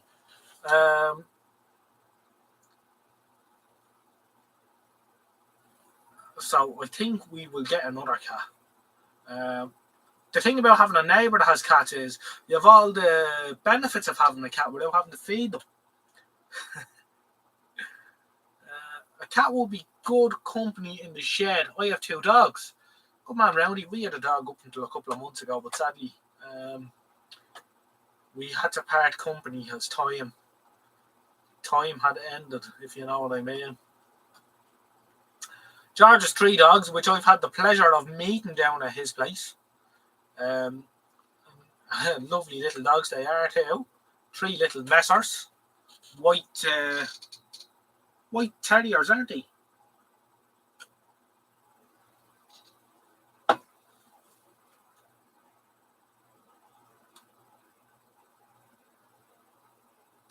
Hodge will be selling stock to pay the recce bill next week. He fucking might be. I don't know. The old switch will go down on the shed and that'll be it till the summer. It's getting a bit fucking silly, lads, the price of electricity.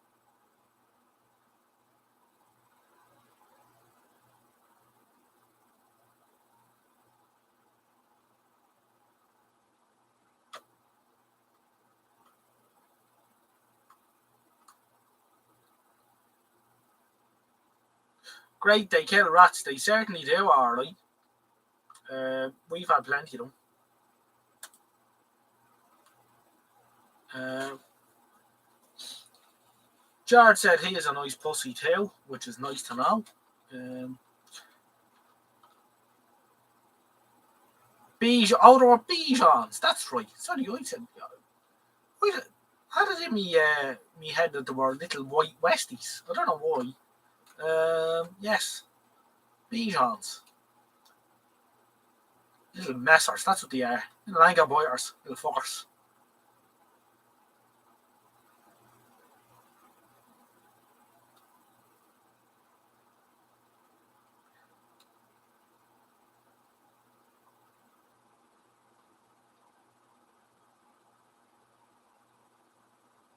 My dear friend Doug Sammy left the world at 16 years. I miss him. Yeah, our little Yorkie was 12.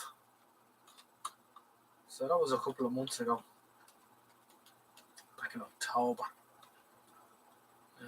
Jack Russells are, to me, the opposite of most small dogs. Not yappy and friendly. Yeah, I love Jack Russells. We had a Jack Russell years ago at home.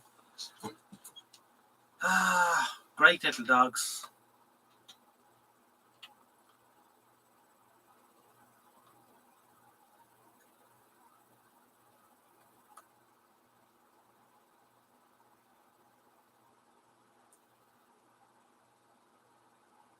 Patrick Bourne's cat hits the window for food. That cheeky little bastard.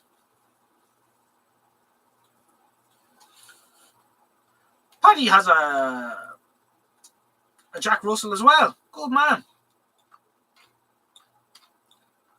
We've got 32 people watching with 33 likes, which is excellent. We have hit our ratio for the night.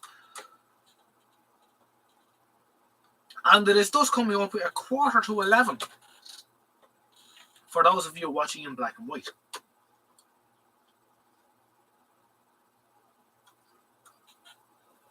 We've had a couple of rescues over the years ourselves. We had a little Jack Russell rescue years ago at home. I actually found them in the lane at the back of the house in a bit of a state. Long story, I won't go into it here. But he lived out a long and happy life anyway.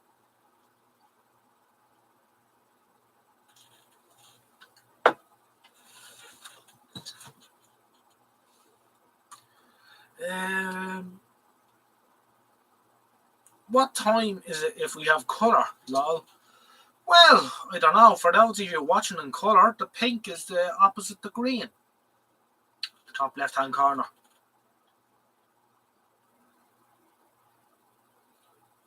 Chipmunk, place I stayed in Ontario, lady had ducks, lots of ducks, and a border collie who spent the whole day herding ducks. The snooker. Oh, yes. You always have to think about people watching in black and white, you know. They buy a TV license too.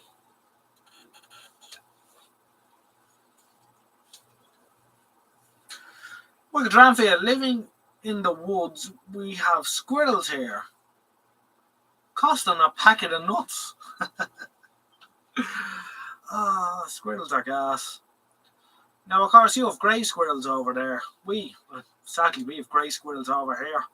Did they have red squirrels in England as well, or were they an Irish native thing? I'm sure some of my Irish friends will answer.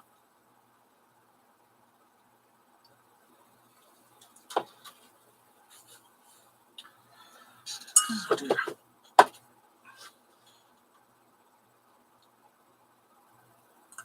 You have red squirrels in England. Red are native to Ireland. Yes, I thought that alright. Yes, red, one here where I live, and grey. Interesting. I didn't know they had red squirrels in England as well, though. One thing that we don't have in Ireland, which you have plenty of in England, is moles. And one of the things I always love when I drive through the UK is, you look at cricket greens and that, and you see all these little tiny mole hills. Little bastards.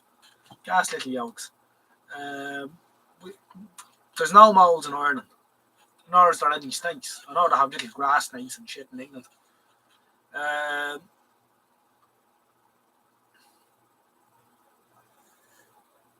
Oh, well, you see, that's the thing. The greys got in and they affected up for the rest of them.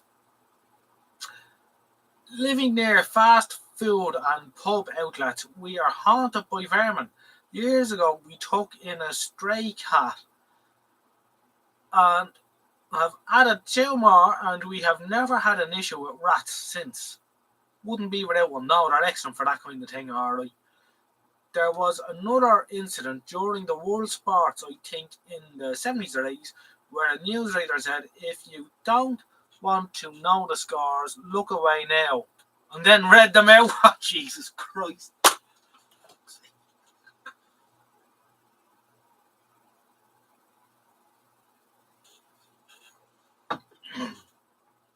Rayborn says, that's because they've only been trained to Donald Trump France. Jesus. Right, I'll be back in a few minutes, lads. Entertain yourselves in the chat, as you always do. You're very good at it. And we will think of something else to discuss when I come back. I just don't know what yet.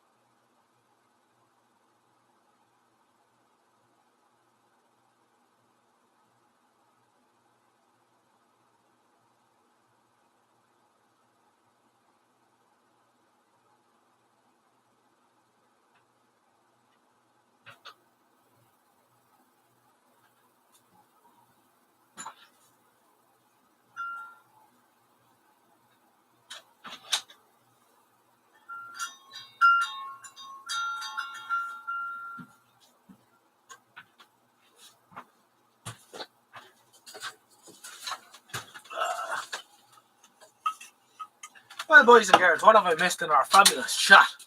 Oh, it's getting fresh. It's getting fresh.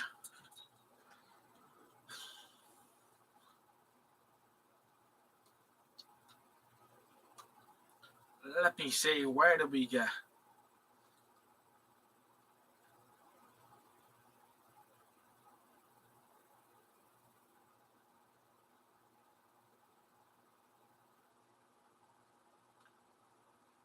Run out of cans. Never fair, Michael.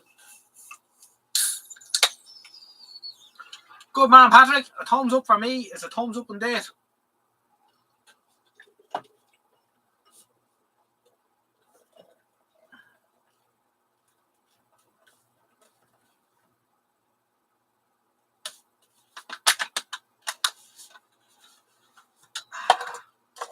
Wonderful stuff indeed.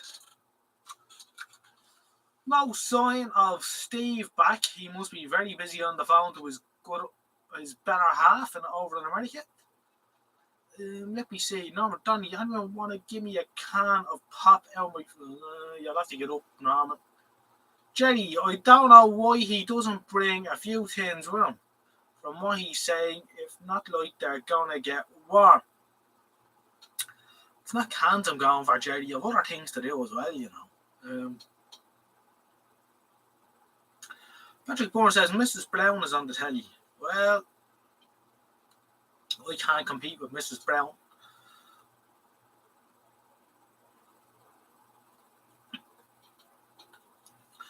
Kev B wants stuff from his fridge, but he's in bed and he's too warm.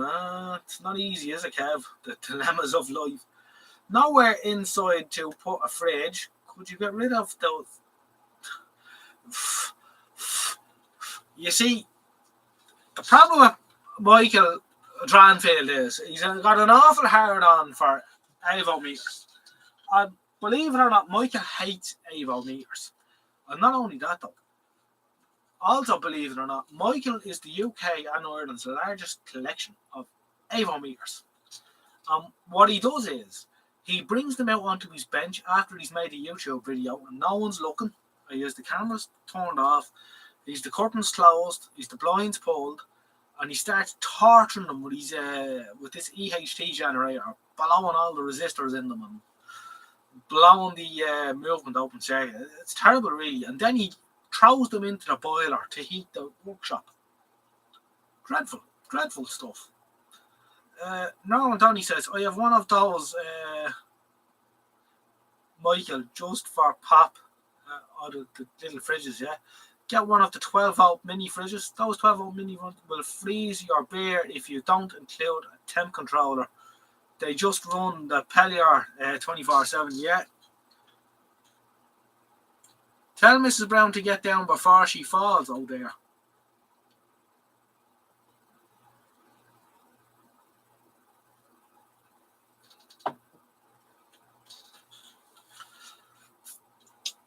Yeah, I don't like me cider too cold either. And this cracker pouring cider over ice, I'm not into that at all. Why would anyone have AVO meters? I don't know, Chipmunk. Ask Michael. Terrible stuff, really. You see, not everyone got on with the two-knob functionality of the AVO meter.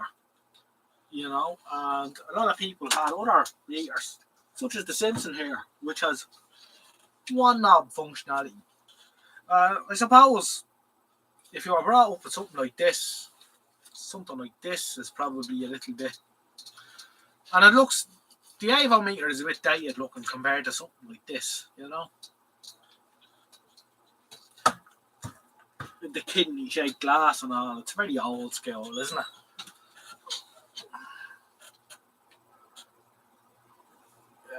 Underscore says the Guinness is working well. I don't know if it is or not. You tell me. I don't know. We've got 30 people watching, which is wonderful. With 34 thumbs up, which is even better again.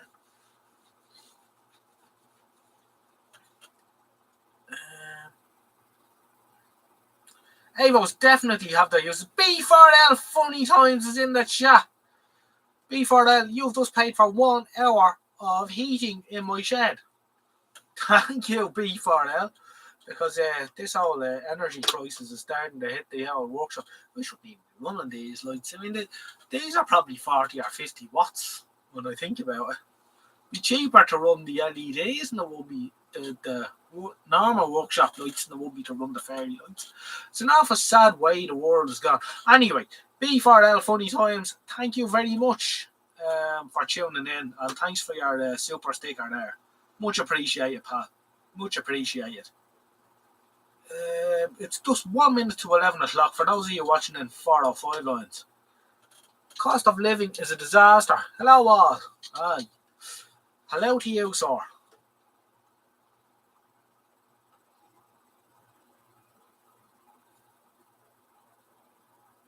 The reference standard in analog meters and a handy defensive weapon. Indeed. No, you can't hate Avo meters. Oh, I haven't upset Michael. He's vanished. Now, this is a discussion we had in the video that I made with Michael, which I must say, that was a great day out. I really enjoyed visiting Michael's workshop. Places like that they're so rare now. They should be UNESCO heritage sites at this stage of the game. So it was a great day out. But I did mention in jest during that little interview about I don't see an Avo meter on your bench, Michael. To which he retorted something along the lines of an Avo meter hasn't got a place in this workshop or something like that. But it is true, a lot of lads that went into the trade in the 70s and 80s didn't want them because they were a bit old school and a bit ancient. And they wanted newer, snazzier meters, which is fair enough. Like, you can understand that. That and these fucking things were a stupid price at the time. Even back in the 70s, I think the new price of that was like 70 or 80 pounds back in the 70s.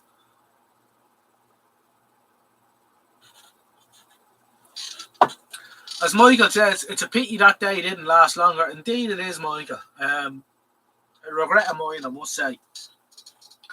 But upon my return to the UK, I shall try my very best to allocate a proper slot of time. What happened was, you see, I had it in my head, I worked out that it would take me about 3 hours to get from Holyhead to Michael's place in Buxton, and that was grand. So I had estimated I'll land at Michael's at about 3 o'clock, and I'll leave there at about 6, and then another hour and a half to get to my father's abode down in Leicester. But it didn't work out that way because there was the fucking traffic getting off the boat in Holyhead was unbelievable, and it took me an hour to get from just off the slip off the boat up to the roundabout for the A55. It was ridiculous. So it was, by the time I got down to Michael's place, it was closer to 4:30. So then I think I stayed till around 7, but then that put me under pressure getting down to Colville as well. So it was a fucking mess all around. But I'm gonna dedicate a day the next time we get over to getting down to Michael. So, and hopefully we will do it again. And perhaps a more in-depth video. Although the video we did, I think it was half an hour long. And we covered an awful lot of the stuff, but I think what I would like to do with you, Michael, if you will be agreeable to it the next time, is I'd like to get into maybe a repair video. The two of us together, maybe we could put something up on the bench and have a go at it. I think that'd be a bit of crack for all involved. And I'll be sure to bring my own multimeter as well. At the chance of getting stopped at the door.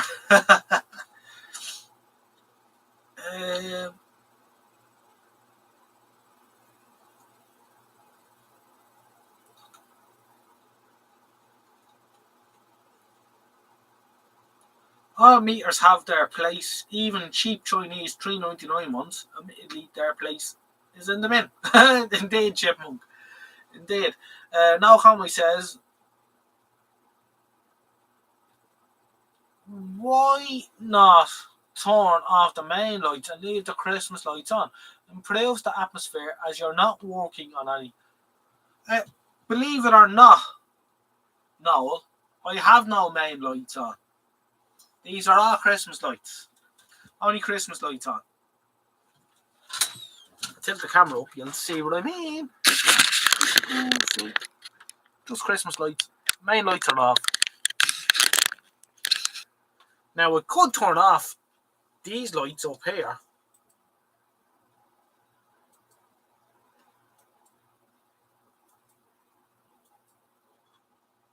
I don't know how dark. That's alright. That's a little bit dark, is it? Well, it doesn't really matter, really, does it? I'm not showing you.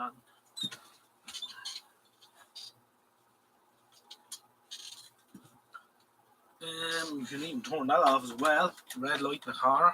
What way does that leave us? We've only got these 1940s Christmas lights to light the place with. Anyway, alright, we'll sit here in darkness for a minute. All meters have their place. Even cheap, yeah, I read that. Blah, blah, blah. You were an appendix once too. A useless lump, you.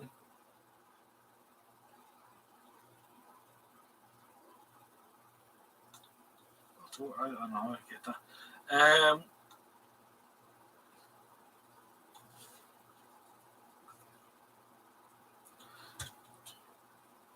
Yeah, no, traffic is mental in the UK now, alright, Rowney.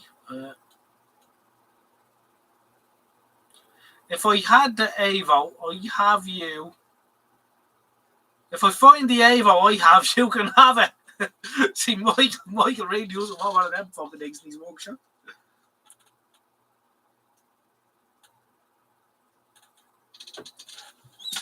I actually gave Michael, you will remember there was another meter that used to live here before the Simpson went up. And I gave that to Michael. I think it was an Eagle brand, wasn't it, Michael? It's a field effect transistor, 100 k ohm or 1 mega ohm input impedance. You know, with the battery in it.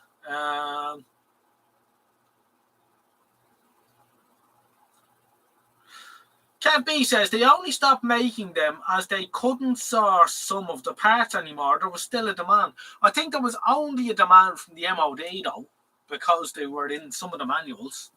Much like the Simpson. See, the Simpson here is still in production in America with the 6P. And if they can find all the parts, I don't know what parts Avo couldn't find for theirs. I know Avo took out on the 6 and 7, they took out the 3 kilovolt ranges because they said they couldn't get the high value resistors. I think they didn't go looking hard enough. And I'm sure if Avo really wanted to, they could have kept making them. But I suspect it was more so to do with the cost of making them. Because they were obviously handmade. And they had to have a production run with people making these things and all, and it must have cost them a fortune. So I would presume that they got to a stage, because I think the last Avos that were made, the Avo 5, Avo 8 Mark 7, I think they were about £800, if I'm not wrong, Kev. And I also believe that a lot of them have suffered from open circuit moving coils. That the movement in them wasn't all that good either. At least a chap that I bought, the Avo that I always use, this Mark 5 here, I got this off a chap off the UK Vintage Radio Farm. I bought it off him at the UK, the MVCF a couple of years ago, and he worked in a university, and he said it was in the university had an awful lot of Mark 6s and 7s, and most of them had open circuit coils. So, I don't know. And I bought 2 of those off them with the intention of making one good one out of the 2 of them, which is exactly what I did. And I've had that for, I think it was 2016 I bought that. fact, I know because I have the date on the inside of it. Because I like to mark these things. Let's have a look.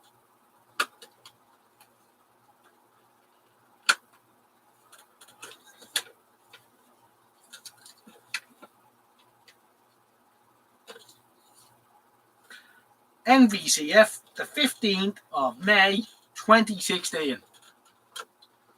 So that's how long I have it. And it has served me very well. The other one here was a skip find recently. And it was completely filthy dirty, but cleaned up really well and tests out perfectly. So that was a good find. But so I must say, years ago I didn't like the Avo 8s, but I've come round to the idea of them. Now let me catch up with the chat because I've gotten rambling as usual. I quite like intimate live stream. Is that what this is?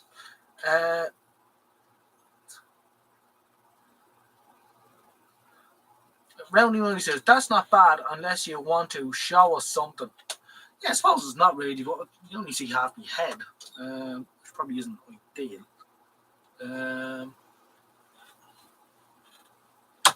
Bang that back on and make it a bit brighter. No, I think I'll turn them on. I don't like this sitting in darkness crap. It's a bit melodramatic. That's better. Candles, if things get any worse, like the 70s. But I bought 5 candles today, big long ones, for €4. And I was going to work out what the cost per hour is compared to an electric light. Because I have a feeling these days it's not far off. It could be getting cheaper to have candles.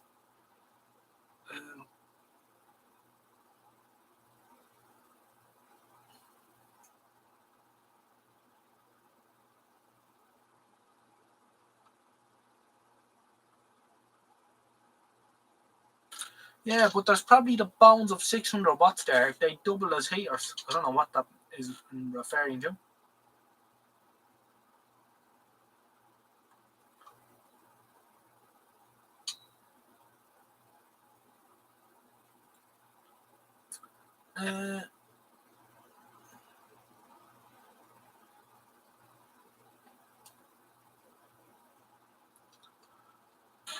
Chipmunk is sitting wherever the hell he is sitting with long johns, a coat, and 2 hurricane lamps.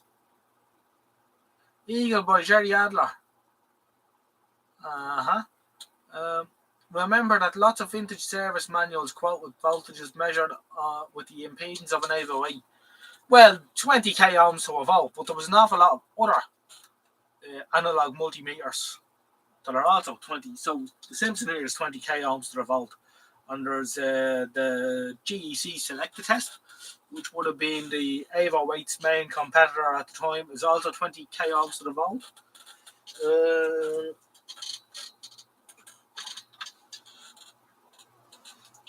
And don't forget these little GEC meters. These are 20k ohm to volt as well. So Avo weren't unique in that respect. And to be fair, it doesn't make much difference really, except for, if you're on the AVC line or something like that. I found my Mark 7 at the dump, household waste recycling centre. Sorry. Just sat on the side, asked, paid the dump manager £2. I couldn't drive out fast enough in case he changed his mind. Was the movement okay in it?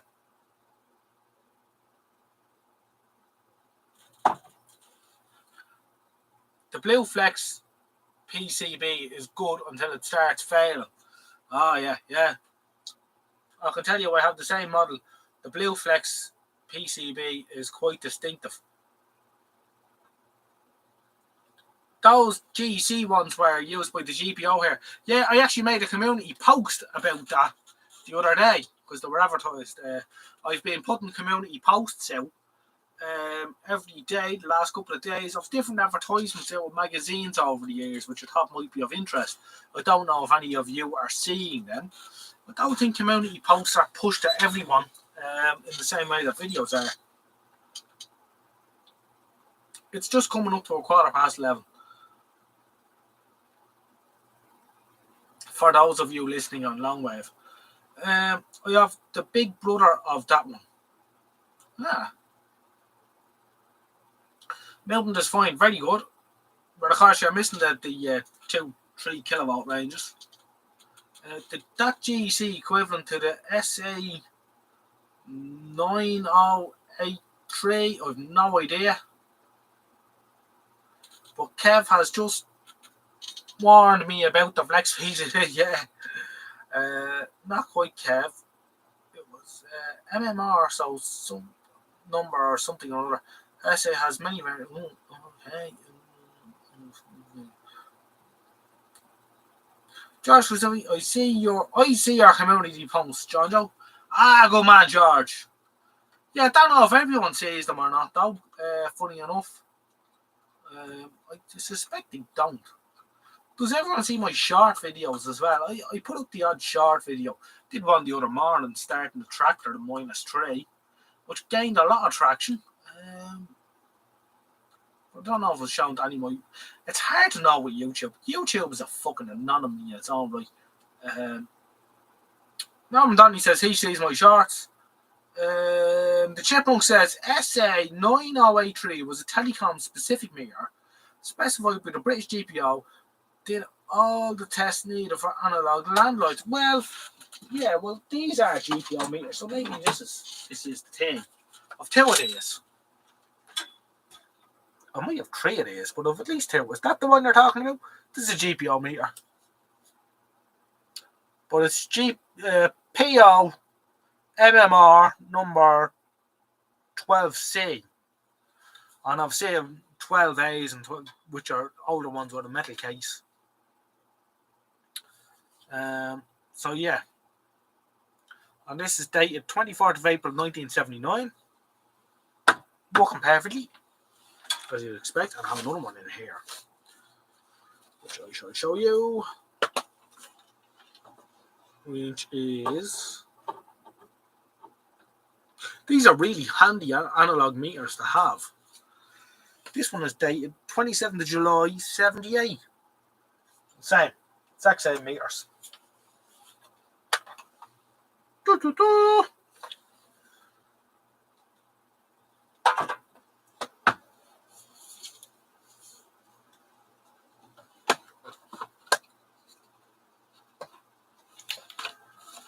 And I leave this one hanging here in a boxes for an earlier one. It's one of the earlier metal case ones, but however, that was not a success. With leads and crock clips and all, with the idea that I might use it someday mobile, I'm never taking it off the hook. Maybe one day though. Have we another one as well? I think there's another one somewhere as well. Anyway, yeah, we have a few of these kicking around anyway. They are very nice little multimeters for what they are.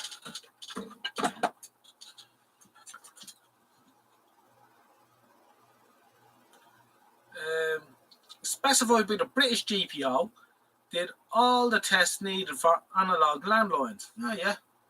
And they were used, but these are ex-post office from here. So they're ex-P&T, post and telegraph, what the GPO was called here.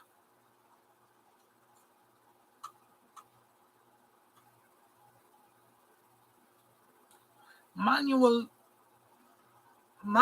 Guldera has a Simpson meter, which is a grand piece of kit. Is it similar to this one, Roundy, or is it a different machine? Curious Mark has a nice military one tonight. I still have a Taylor 127A, 10k ohm per volt. It's working, but no battery for high ohms range.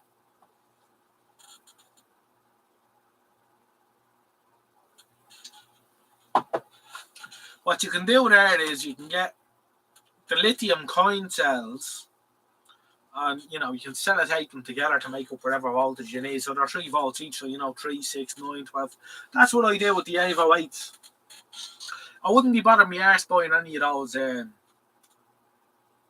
batteries, the original 15-volt batteries for the Evo 8. I get the coin cells. I get 5 of them. I wrap them up with a bit of tape, wire it in their end, twiddle them in. That one that I got in 16 has the original set that I put into it. And I have never had to adjust the 0 ohms for the high range since I put the set in there. That's stable. So that is the way to go. 100%.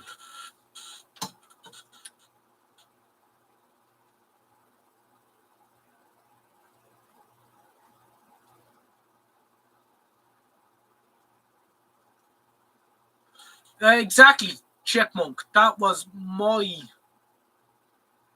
I didn't do that in the Evo 8.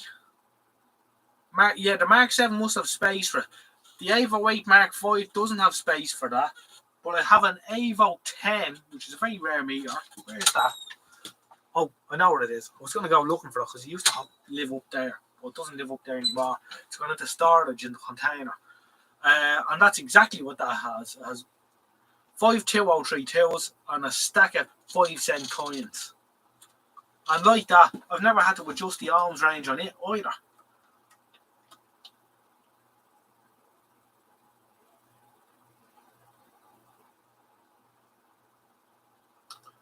The tech sounds like a handier machine anyway. They're alright.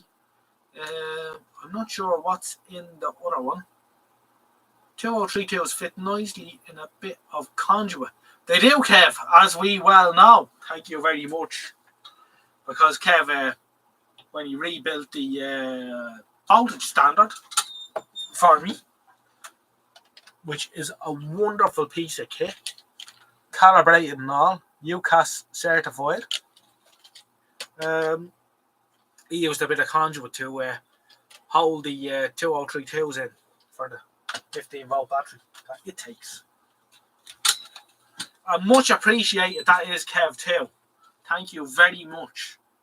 I actually find that distracts me too much from doing other things because I come out here and I see a multimeter that I haven't played with in a while. I wonder, is that accurate? 2.4996. Oh, she's out a couple of counts. It's a fucking distraction. That's what that is. But you know, a couple of years ago, I was tempted to go down the 6-digit multimeter fucking rabbit hole, and I said, no, stay away from that. There's a chap on YouTube, a Dutch fella. What's this? His name is now. I'll get his name for you. Some of you probably already watch his stuff anyway, but he's. I used to watch his stuff, but I stopped because I knew I was going down a rabbit hole. But I'm still subscribed to him. I might bang a link up to his.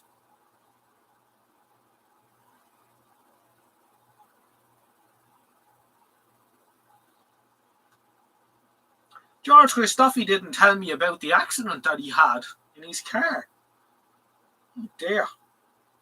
Fucking airbags went off and all. George, you had a bit of trouble there with your motoring. George hit a bit of black ice in his car and had an accident. He just put that up in community post. I'm sorry to hear that, George. You didn't need that. Well, you needed a look at hole in the head.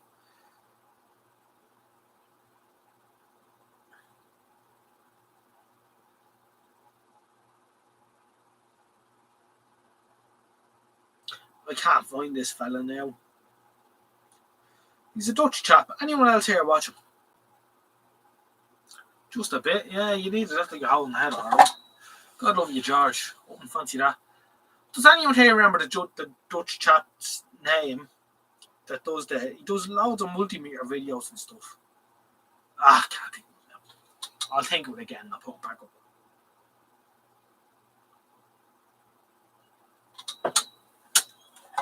He didn't put it in the chat round. He put it in a community post for his YouTube channel. When I went on YouTube to look for the link to the other fellow was talking about, was seeing his post came up.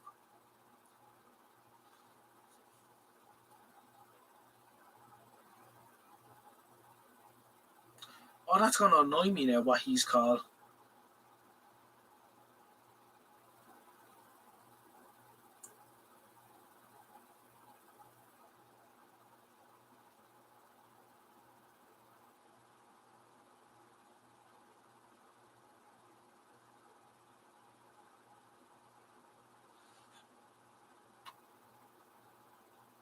I'm trying to see if I can find them.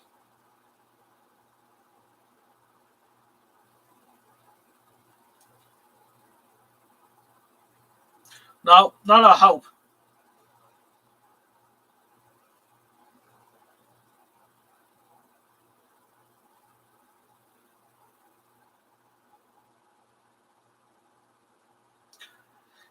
Here's an interesting channel though. Funny enough, while I think of it, here's an interesting channel. Has anyone ever come across this fella? He's a bit of an odd one, but I'm going to share this one into the link and you can have a look at him.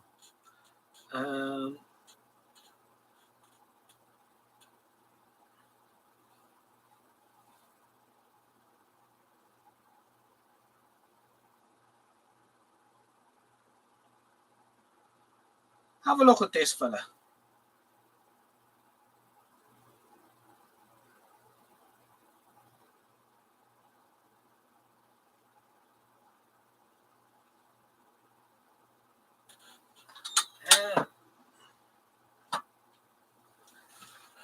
He's a fella that does reviews on cheap multimeters, and he's at it for years. He got in touch with me a couple of years ago, actually.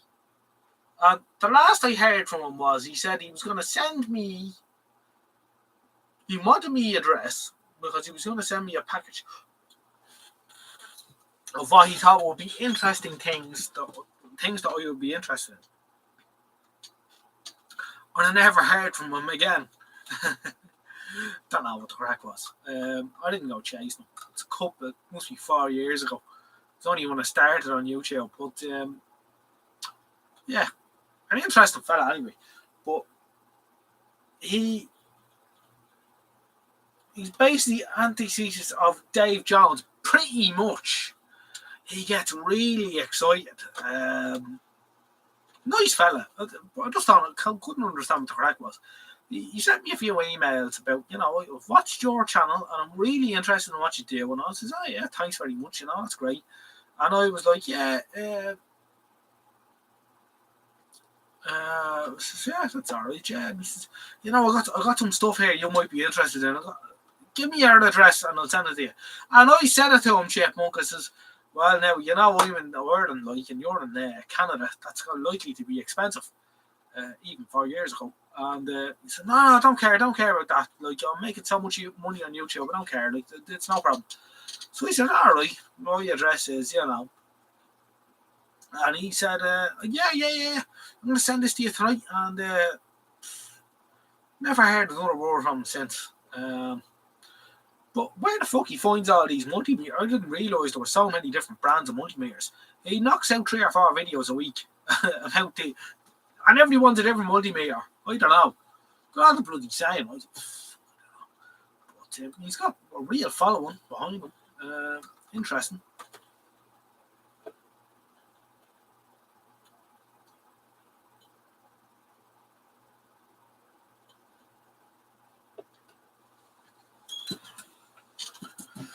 So was it the postage? It could have been. Who knows? Interesting though, nonetheless.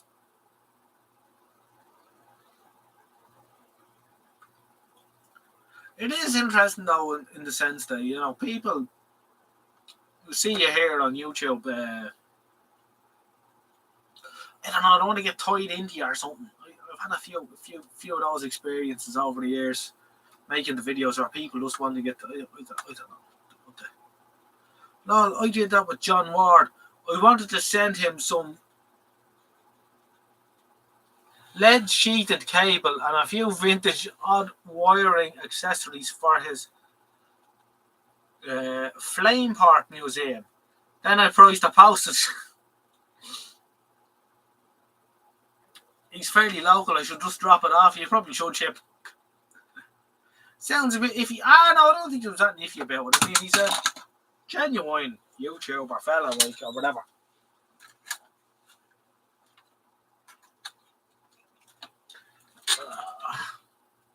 11.7 degrees on the floor.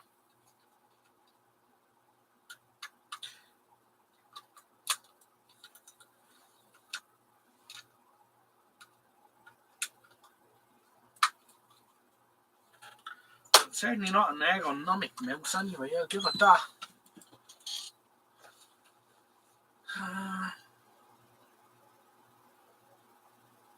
Jerry's off to bed. Been up since 5:30 on Jesus. Fair enough, Jerry. A very good night.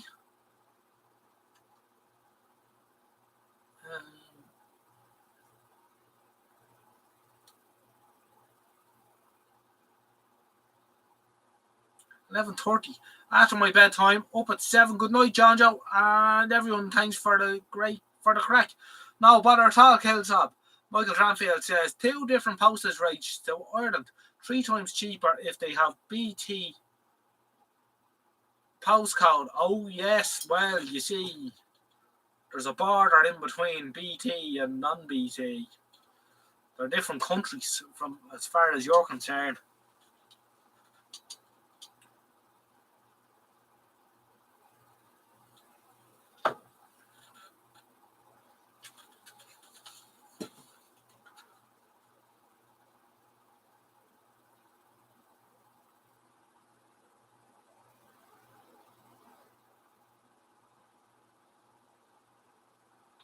Down the middle of the Irish Sea. Well, don't tell some people up in BT that they will. Well, we're getting political. No, we need to stop this immediately, Chipmunk.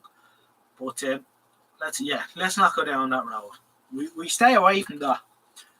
A lot of costs. But you know what?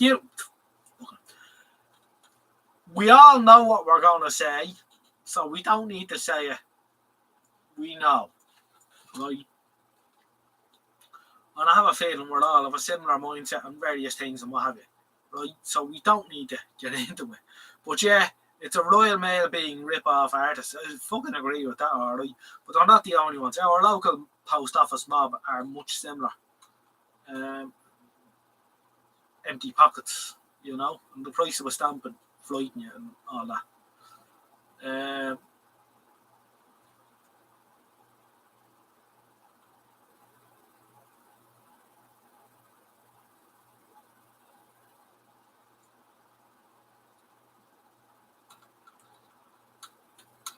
Right, lads.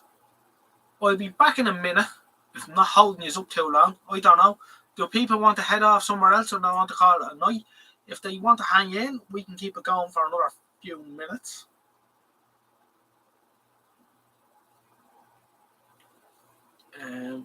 We'll see how people feel. I know it is a Sunday night.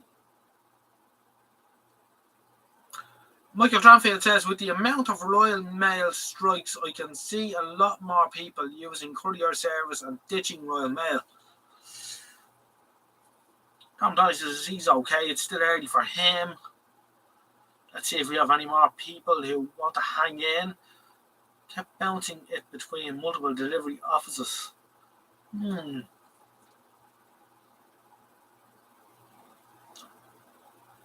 know, the strange thing is the other courier services actually use the likes of Royal Mail and An Post when it suits them. So a couple of packages here that I was told were going to come by, private courier services ended up landing in the post box. So it's interesting. Poor woman wanted her grill element fitted.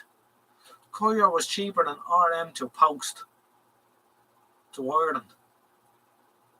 Now, it's funny you should say that, Kev. So, obviously, Kev sent me a package which included my voltage standard. And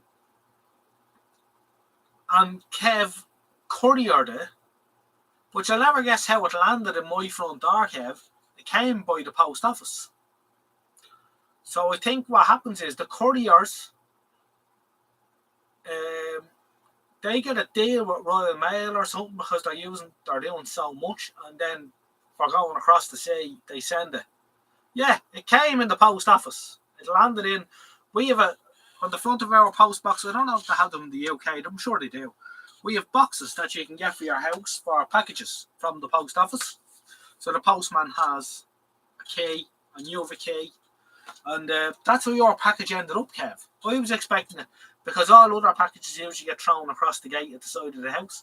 And I was expecting to see this, wrapped up by parcel at the side of the house. And Mrs. Aldridge opened the post box and she says, "There's a big package in here for you." And I was like, "I'm not expecting anything this week or whatever." And sure enough, it was the voucher standard. So it came by post.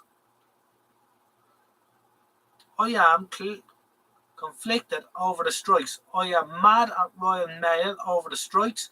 Incredibly angry, but at Royal Mail, not at the postal workers. Absolutely, Chipmunk. I agree with that 100%. Leave all the political and religious emotions at the door. It's better that way and brings us closer together as a group, chatting about subjects that we're interested in. Absolutely no, and that's how I feel about this. I'm sure some of my political views and personal views would conflict with some of yours, and I'm sure that some of yours will conflict with some of mine, and I'm sure that some of yours will conflict with some of yours in the chat as well. That's why I always insist on it being a political free zone, because there's loads of places on the internet to go and express those feelings if you feel the need to. So no, I like to keep this to, general chat and vintage electronics and so on and so forth. If you're waiting for a Harms every delivery, be sure to look in your dustbin before they empty it. Oh yeah, yeah. I get into fist fights myself sometimes. You won't get into any fist fights here. So do you want to keep it going for another few minutes, lads? I'll take that as a yes. If so, I'll get myself one more can and then that'll be the end of it. Because I do need to go to bed as well. But we'll keep it going for another 20 minutes or so. Alright, grand.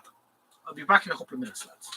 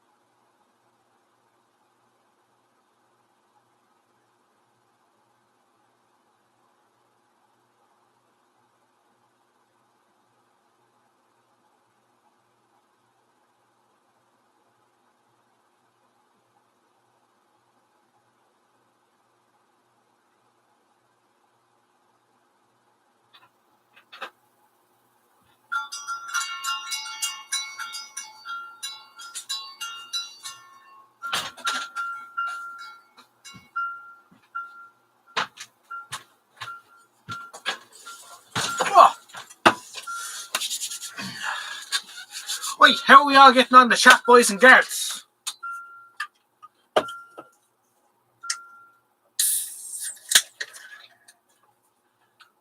Last one. Once this is gone, we're all going to bed.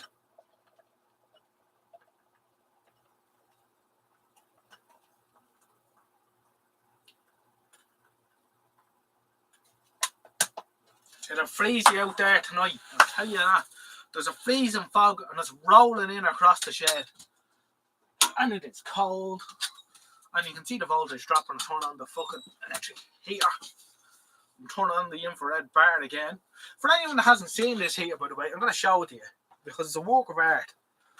I don't think anyone's ever seen this pulled out before.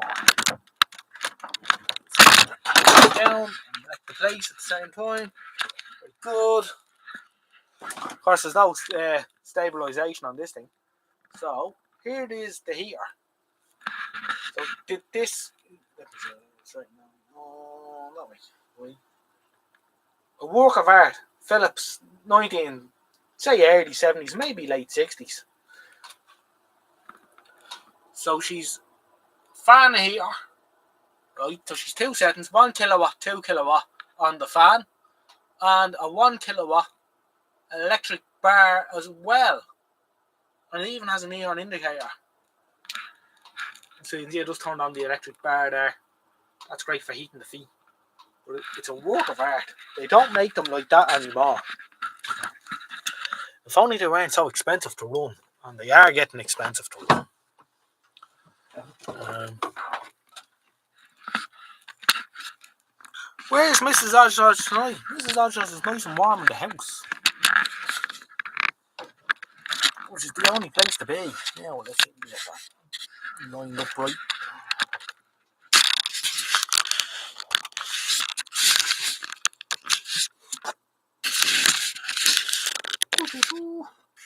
It's such a crap camera. It's amazing that I can actually use it for this. It was such a cheap thing that I bought. There's a lot of camera flares going on with these lights there. I can see them. Anyway, let me catch up with the chat. Ooh, that's nice and warm, actually.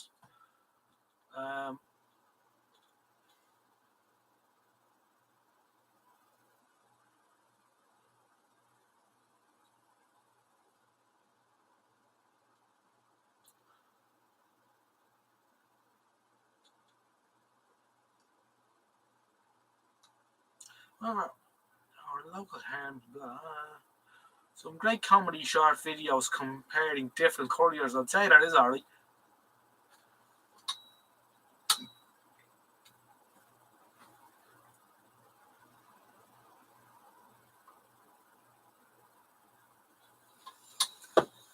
Ooh, that's nice and cold. Just leave the cans sitting outside the back door at the house. Not bother putting them in the fridge in this weather. And they're just nice. Once they're hooked nice into the wall of the house, they don't freeze.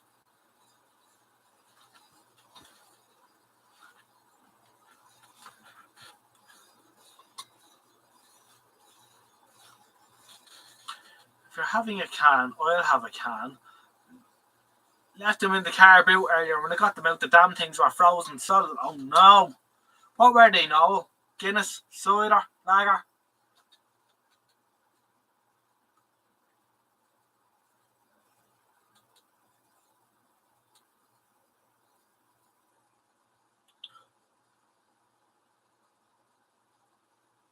Oh no, Dave. Dave got all over the place with a laptop screen that was in the shape of a U when he got it. I take it that wasn't much use. I think you're as well off going with the post office these days as any of the others. Years ago, you used to go with a private courier because they were going to be faster and they were going to take care of your package.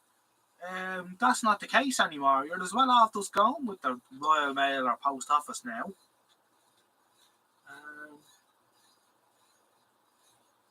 But it's hard to know. No one cares about things anymore. Good luck if you try and phone harm. I've a box of stuff lost by harms torn up on eBay. Oh, I don't like that, George.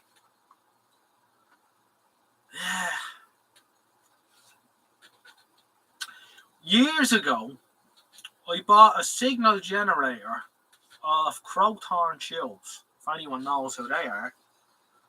And we received in the post, but he was selling capacitors and stuff. This is before I found the likes of AliExpress or anything like that. And I ordered a load of capacitors and stuff off him, like probably 150 quid's worth. And he had this 405, 605 line pattern generator. I think it was a Cosser one. And I ordered that as well. And that was all fine and well. And we were waiting for a week or two, no sign of the package. We rang him and he says, oh, it's on the way, it's on the way. And sure enough, the next day we got his package about this size. Right. And John rang me up. He says, there's a package here in the shop for you, John. Joe. I says, all right, ran up. As soon as I opened the door, I seen it sitting on the desk and I thought, something wrong here. And it was soft. I says, John, I don't think that's mine. I'm expecting a signal generator and a fucking load of couple of hundred capacitors. I'm after buying 150 quid worth of caps, never mind the signal generator. Should be in a box this size, And I opened it up, peeled it back a bit. And do you know what was in the package? You'll never guess, I'll just tell you. There was a pair of fucking trousers in the package. A pair of work trousers. The ones with the pockets on them, like the Snickers or whatever. And we rang our man up in Crowthorne. He says, we got your package today. I says, oh, that's great. He says, yeah, it was a pair of fucking trousers. And he says, oh, no. They must have made a mix-up with the labels. So he says, can you send the trousers back? And sure enough, we sent the trousers back. And he got onto the crowd that they sent the other package to. Turned out that his son runs a work clothing company from the same place that he does his business with the valves. And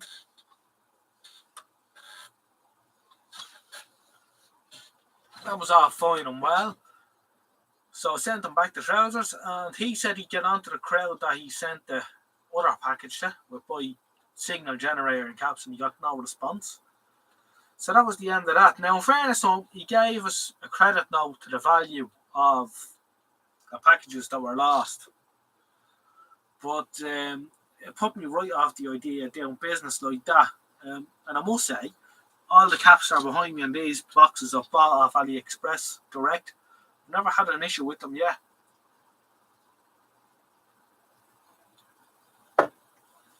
Anyway, so that was my experience of couriers and shit like that. Now that's going back good. That's probably going back 8 or 9 years ago now. Or more, actually. Could be 10 years ago or 11 years ago. I can't remember. It's a long time ago anyway. It seems to depend on your local delivery guy or... sorry.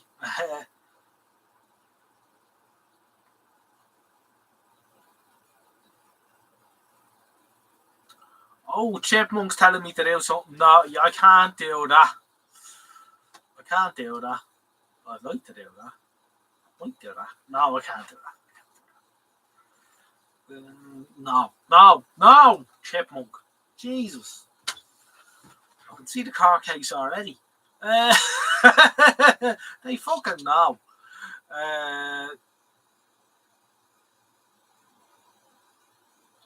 It's fast by our hands that are awful. I think it's a local thing though. Crank up a vintage colour TV and you won't need the heater, says Andrew Cottrell. Well, maybe. I think you would in this weather. 2 kilowatts going here and we're not melting.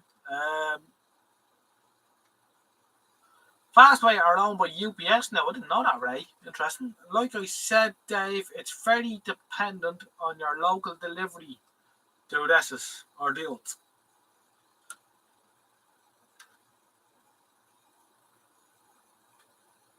Norman Donnelly's in front of a multi-fuel stove. I like the sound of that, Norman. Cider. Oh, nothing else. Yeah, cider will freeze handy enough, alright. Dave O'Hill says, actually, on post have been awful lately. Been waiting on a power supply from Gordy for over a week now.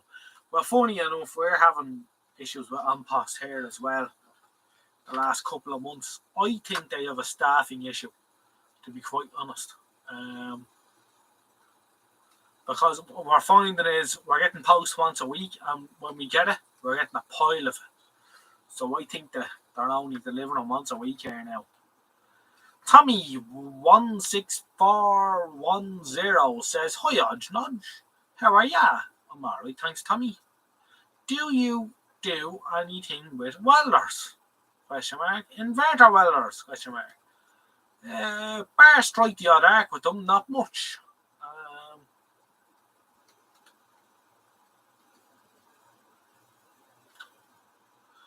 Michael Dranfield says someone asked him to look at a plasma cutter once, all made with second-hand parts. That sounds interesting.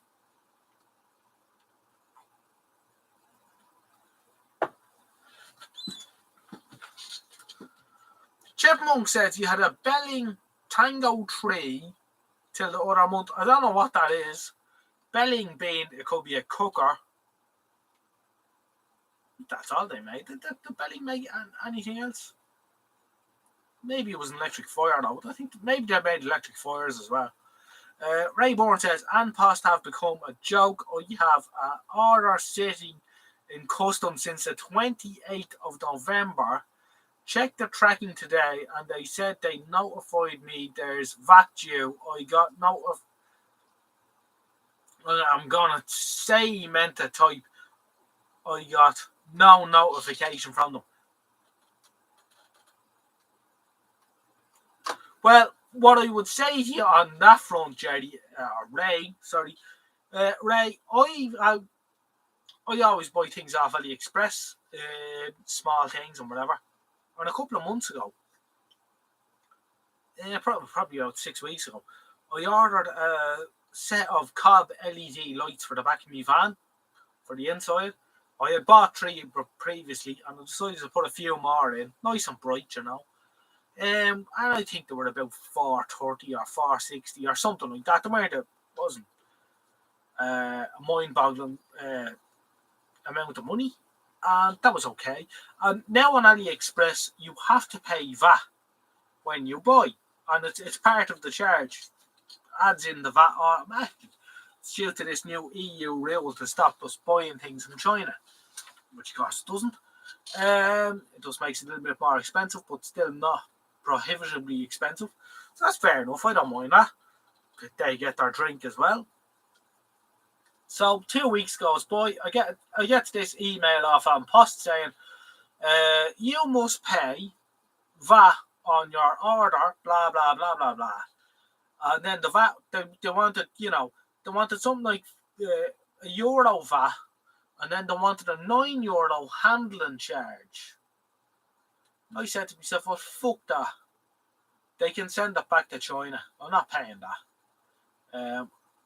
Because the parts, the couple of cob LEDs, they just weren't worth that kind of money. So that was fair enough. A week later, they landed in the door. Obviously, when they got no response from my email, it probably cost them more to send it back to China than it did just to send it to me anyway. So the thing landed in the door. So I thought it was very interesting. And I tell you, I won't pay. Anytime we get a notification of them, I just won't pay it. And we'll see, do I get it anyway or not. Roundy Mounty, seeing the videos from ESB on YouTube, it seems you have the same issue with arseholes offering to save people power and looking official. Oh, yeah. Belling Tango 3 is a fan here, 3 kilowatt. Oh, excellent. Okay, thanks, Chipmunk. I have an inverter welder tripping the switch. When I plugged it in, was working fine. Just started tripping the switch. It's a Jefferson. I've no idea, Tommy. No idea at all, pal. They say they can save you money, then bypass the meter and run away. Oh, yeah. Chipmunk says, then years later, the victim gets sued by the power company. Yeah.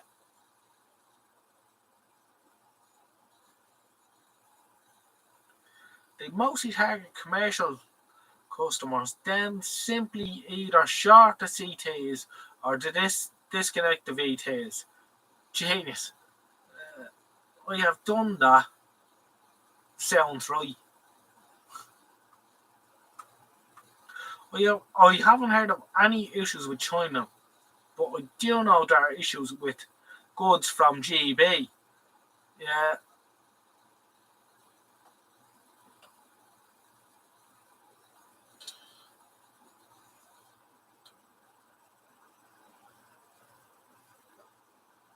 But only to prove it was the meter that was faulty. Oh, that's alright, Jeff. I'm going to read the first part. Let's see that. I was going to read that. Jesus. Lads, I'll be knocking off in 10 minutes. Yeah, no 10 minutes.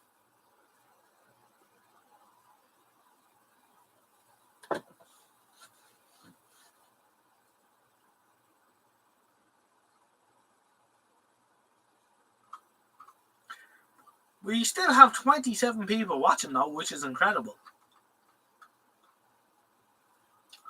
I know there is a few silent partners in the chat. Not everyone who watches joins in. And at the moment, we have 7 participants in the live chat.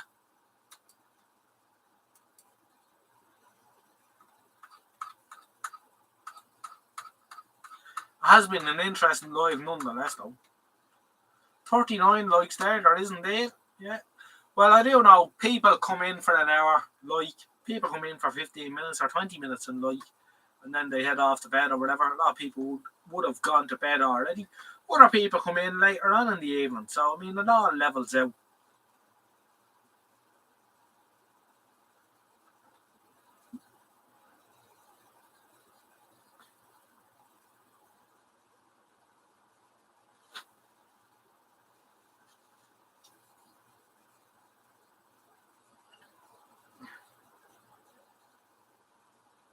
Unfortunately, now you're in my gaff, not your gaff. So, we'll go when I'm finished. Unless you want to throw a can out through the screen. Problem here now in the community is that power companies won't accept responsibility for anything anymore thanks to political reasons. It's often up to Sparkies to prove, yes, it's your bloody problem. Listen to Noel Nodge. Yeah, no. Noel has problems because Noel can't supply me direct due to supply issues, you see.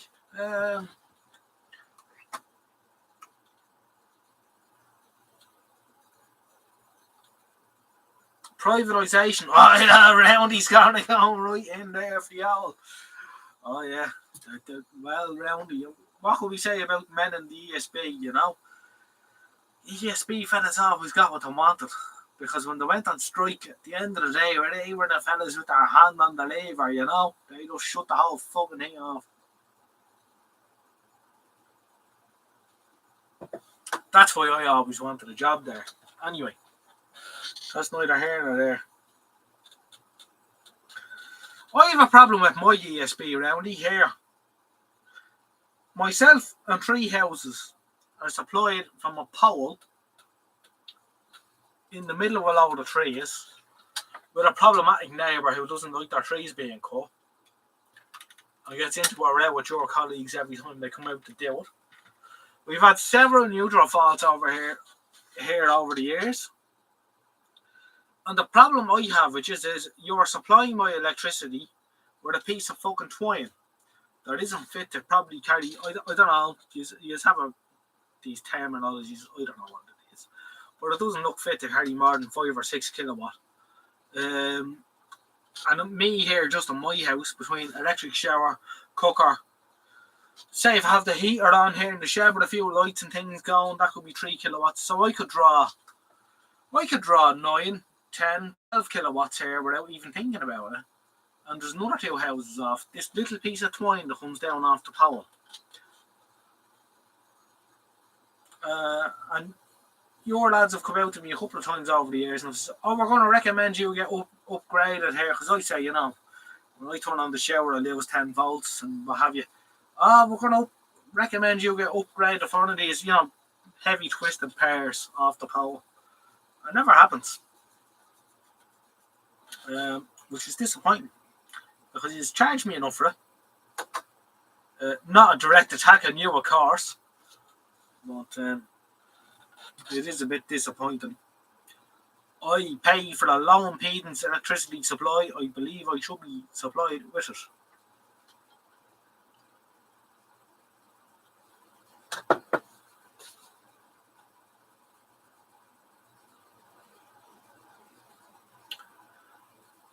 Twine? No. When I say twine, I mean no. They're two singles. What I want is a bit of twine. Have I a loop tester? One thing that I don't have. What we have had is a couple of neutral faults up on the power because there's trees licking off and what have you. 50s. Probably a 50s also. I'd imagine it was done in the 50s, yeah. The house that we live in was actually two houses. Two of three small bungalows in a row, which were originally council houses, we're led to believe by the neighbours anyway. Back built in the late 50s, early 60s. And of course, they were supplied off this power. And of course, back then, as you know, people had no more in their house than 3 bulbs, radio, and an electric immersion, maybe. Maybe not, right? So I think that looking at the chimney and all, and the ceramic insulators and everything, it looks to me to be, original. Now, of course, since then, the house that we're living in was the 2 bungalows knocked into one, and next door was another one with an extension put on it. And then there was another house built in the garden off that. And so, as I say, we could draw 9 or 12 kilowatts without thinking about it. Like, if I'm having a shower, the oven is on, a couple of the hobs might be on, and I have the heater on out here, right? That's 12 kilowatts without thinking about it. Never mind what the neighbours are doing.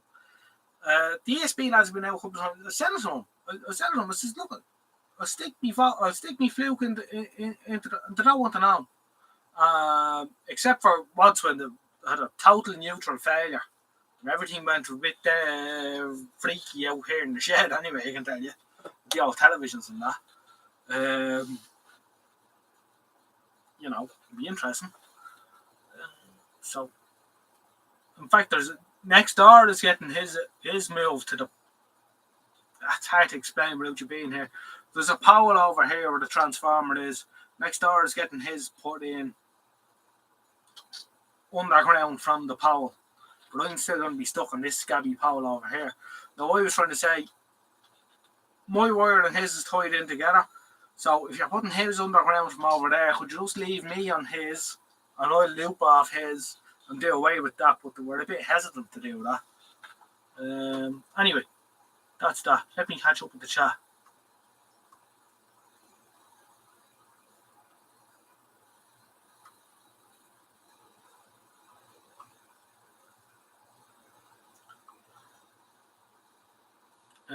Just had a message from YouTube saying you have started a live stream tonight. Lol. Bit late off the mark there, Mr. Dandy, aren't they? I am a consumer customer. I want power company to be state-run. Yeah. Look at air. Absolutely shafted by acid stripping. Go on. Yeah.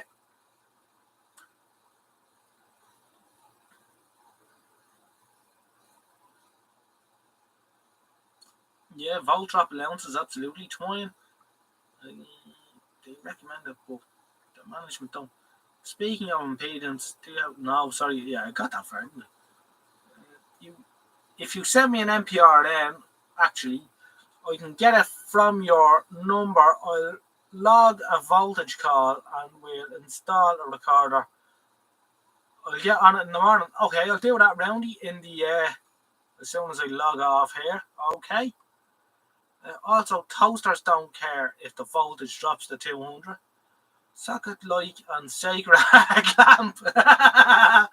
Yeah, that's pretty much it, alright. You know, I mean, originally, when it was three houses or flats, as they were called, uh, you know, I'd say it would have been a bad night if they drawed all 3 kilowatts between the three of them. Um, missing, I'm missing a comment from the chat.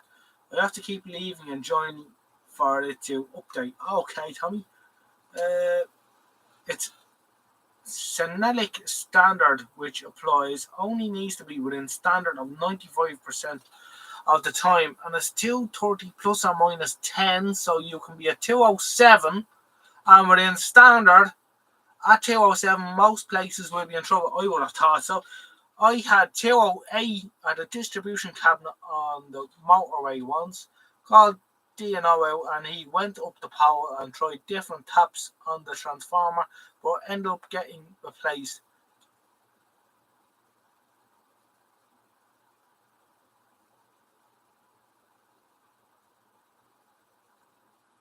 $280 sounds a bit high even for the tap changer though. Jesus, $280. So I read that as 208. We used 208 AC and work. 280. Jesus, that is a bit spiky, alright.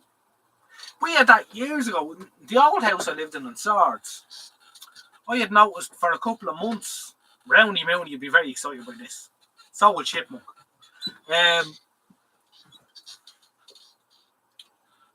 I'd be sitting in the sitting room. I had a Thorn 3500 television at the time, right? Which, as everyone will know, it was the first TV to ever have a switch mode power supply in it. Anyway, but the tube wasn't great in it. A bit tired. But I had noticed, I'll be sitting there in front of the fire, drinking a few cans, and the light behind the television would get brighter and brighter. And the picture on the TV would get better and better. I thought, there's something odd here. And then it started to go up, up, up, and then down, down, down. I thought, this doesn't make sense. Anyway, I dug out my trusty Avo 10 multimeter, rammed the two leads into the main socket, and left it sitting on top of the television to monitor the voltage. So the voltage would be sitting at about 240, and then this thing would start happening where it would go doop, doop, doop, up, down 240, 250, 260, maybe 265, right? I thought, whoa, something exciting is happening here. So this went on for a week or two, right? So I was sitting in the house one Friday night, and it was snowing like fuck, right? This would have been around 2007 or 8, around then. And this went on anyway, and I went up real high, right? Well, I think I went up 270 this night, and I was doing this up and down, up and down. And the next thing it started, I was watching Have We Got News for You or something. The next thing, the meter started doing this, and the lights started going like that, and the TV picture started doing all this. And the next thing was, that was the fucking end of that. ESP off, right? Fuck. Looked out the window, the whole street was in darkness. I thought, that's interesting. As I say, it was snowing like mad. There was probably 3 or 4 inches of snow outside. And I see the yellow lights of an ESP van going down the street. So I said, I'll go for a walk. I went down to the local shopping centre that was at the back of our houses.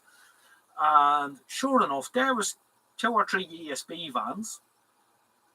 And they had the doors open on a little substation. And so I walked over, had a chat with them, and says, how are you doing, lads? You know, explained the situation. I says, we've been monitoring the voltage in the house there for the last couple of weeks, and it's been going sort of higher and lower and higher and lower. And I couldn't get my head around it, you know. And they said to me, basically what's happened here is this transformer has burned out. And it was a 3-phase to single phase or some such. Roundy Mooney, I'll know more about this than me. But he was saying what's happened is that one of the phases has shorted out to the other, and that's why you've been shorting out to the other phase, and that's why you've been seeing the increase in voltage like that. It's where the phases have been arcing out to one another. And the ESP was off for a while. They did something. I don't know. They're able to switch that transformer out and hook up the street to another one. And then a week later, they replaced the transformer. But it was interesting. So.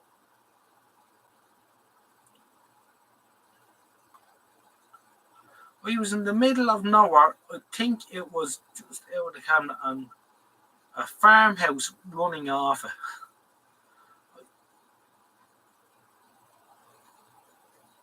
I had it dropped to 185 here one day. Nothing was happening. These days, I'm sitting between 235 and 250. Oh, well, if it only went as low as 235 here, George, I wouldn't be so heartbroken. Broken neutral on a 3-phase group. That's what it was. All right.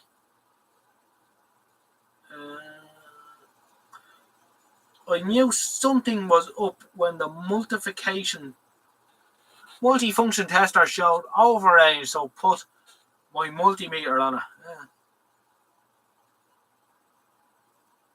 So, some happy memories there. Lived in Portran in the 60s. Before my time, all right. But my auntie-in-law's family were from Portran, from the borough.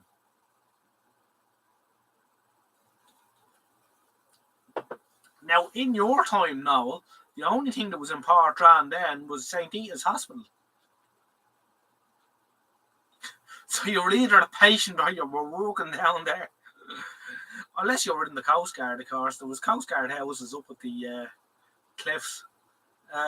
Anyone here remember the explosions caused by people stealing neutral cables here in the UK a few years ago?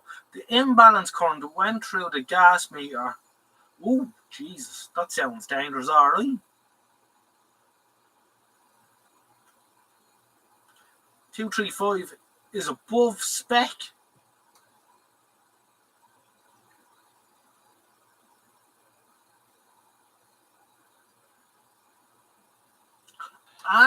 Neutral gave up on the sub, and a fairly balanced group, yours, went high when someone on a different phase put the oven on. Now, funny enough, that's what I said to your man, because I said it's like a regulation issue, because it used to go like this, then that, then that, then that, and I thought it was the chipper next door, because their ovens would come on and off like that, load on, load off.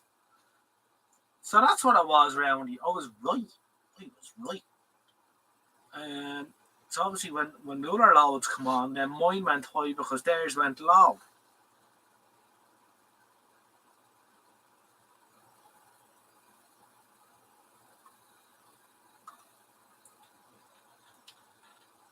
We had a broken neutral in a town here some years ago.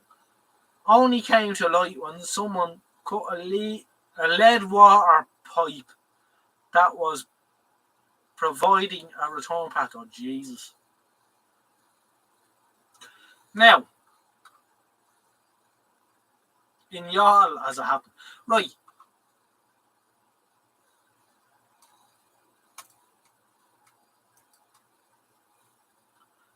The borough knew well. My late dad was a psychiatrist and head honcho there. Gave up on me very early on.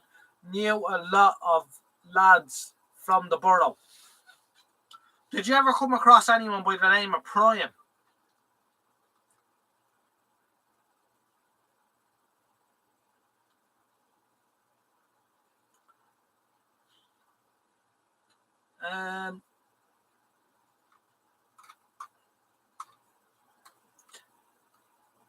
The Chipmunk says this is quite common in the USA actually. If a heavy load causes the light to go bright, you have a loose neutral. Oh, split phase. Oh yeah, of course, because they're 170 and 117. But they use the two of them together then for the heavier stuff like dryers and washing machines and shit like that, I think.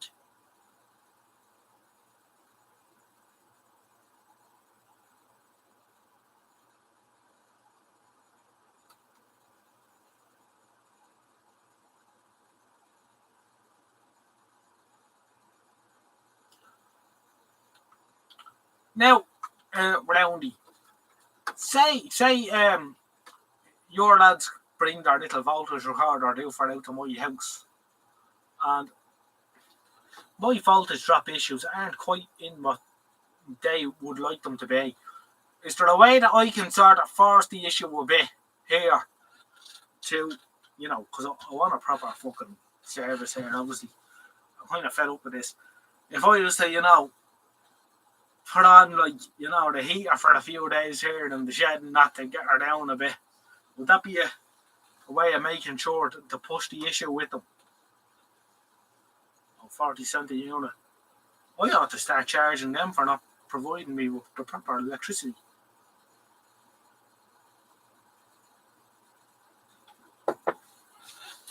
It's just gone midnight for any of you listening to us on the medium wave service. Your toaster pulls the voltage down on line 1 and then it goes up on line 2. Interesting. Oh yeah, that makes sense. Yeah.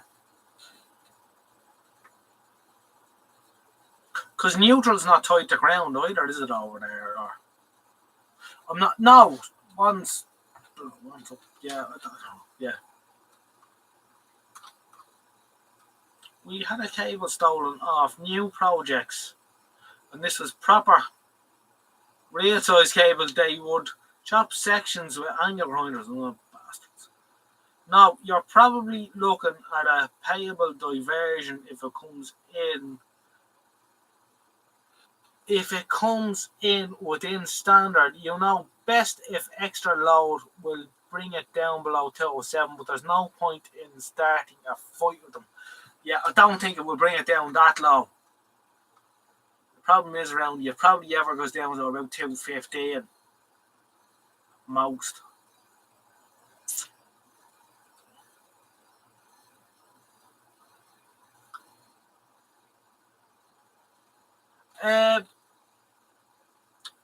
You said your neighbour went on. No, it's the same.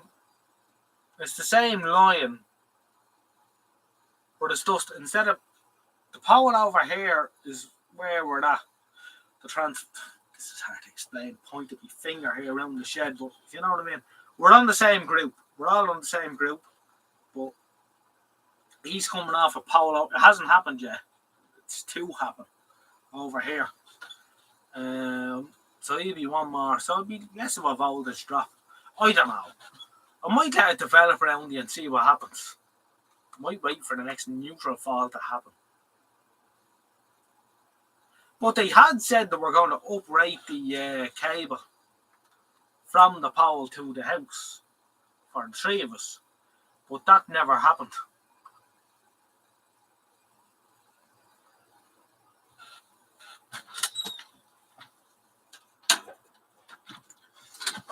Right, lads, it's late enough for me. I'm going into my bed. So I'm going to call it a night. Roundy, I'll send you my MPRN number in the morning anyway, just for the crack. You can have a look at it. Maybe you'll have access to information that other people wouldn't. Alright?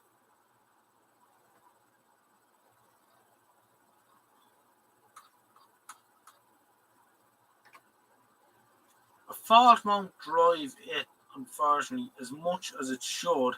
Anyway, I'll get to work on it. No need, JJ. I can get to it from your mobile number. Oh, okay. Oh, wait, no. Not with my mobile number, because it's not the billing address isn't my mobile number.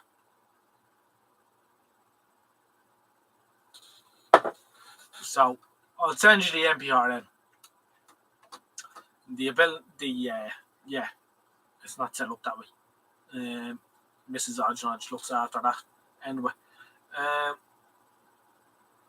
Right, till next week. Yeah, right. I'm calling it a night. It's been a good night.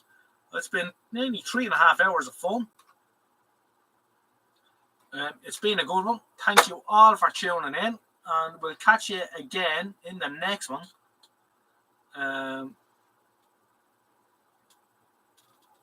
And yeah, we'll see you soon. Thanks very much, everyone. Thanks for tuning in. And a big thank you to Roundy Mooney for all his help. Thank you to George Christophe, Noel Conway, Kevy B, Michael Dranfield, Norman Donny, Ray Bourne, the Chipmunk, Tommy. Wonderful to have you all aboard tonight. And anyone else who's watching at home who hasn't participated in the chat, thank you all. And we'll catch you in the next one. Good night, lads. All the best.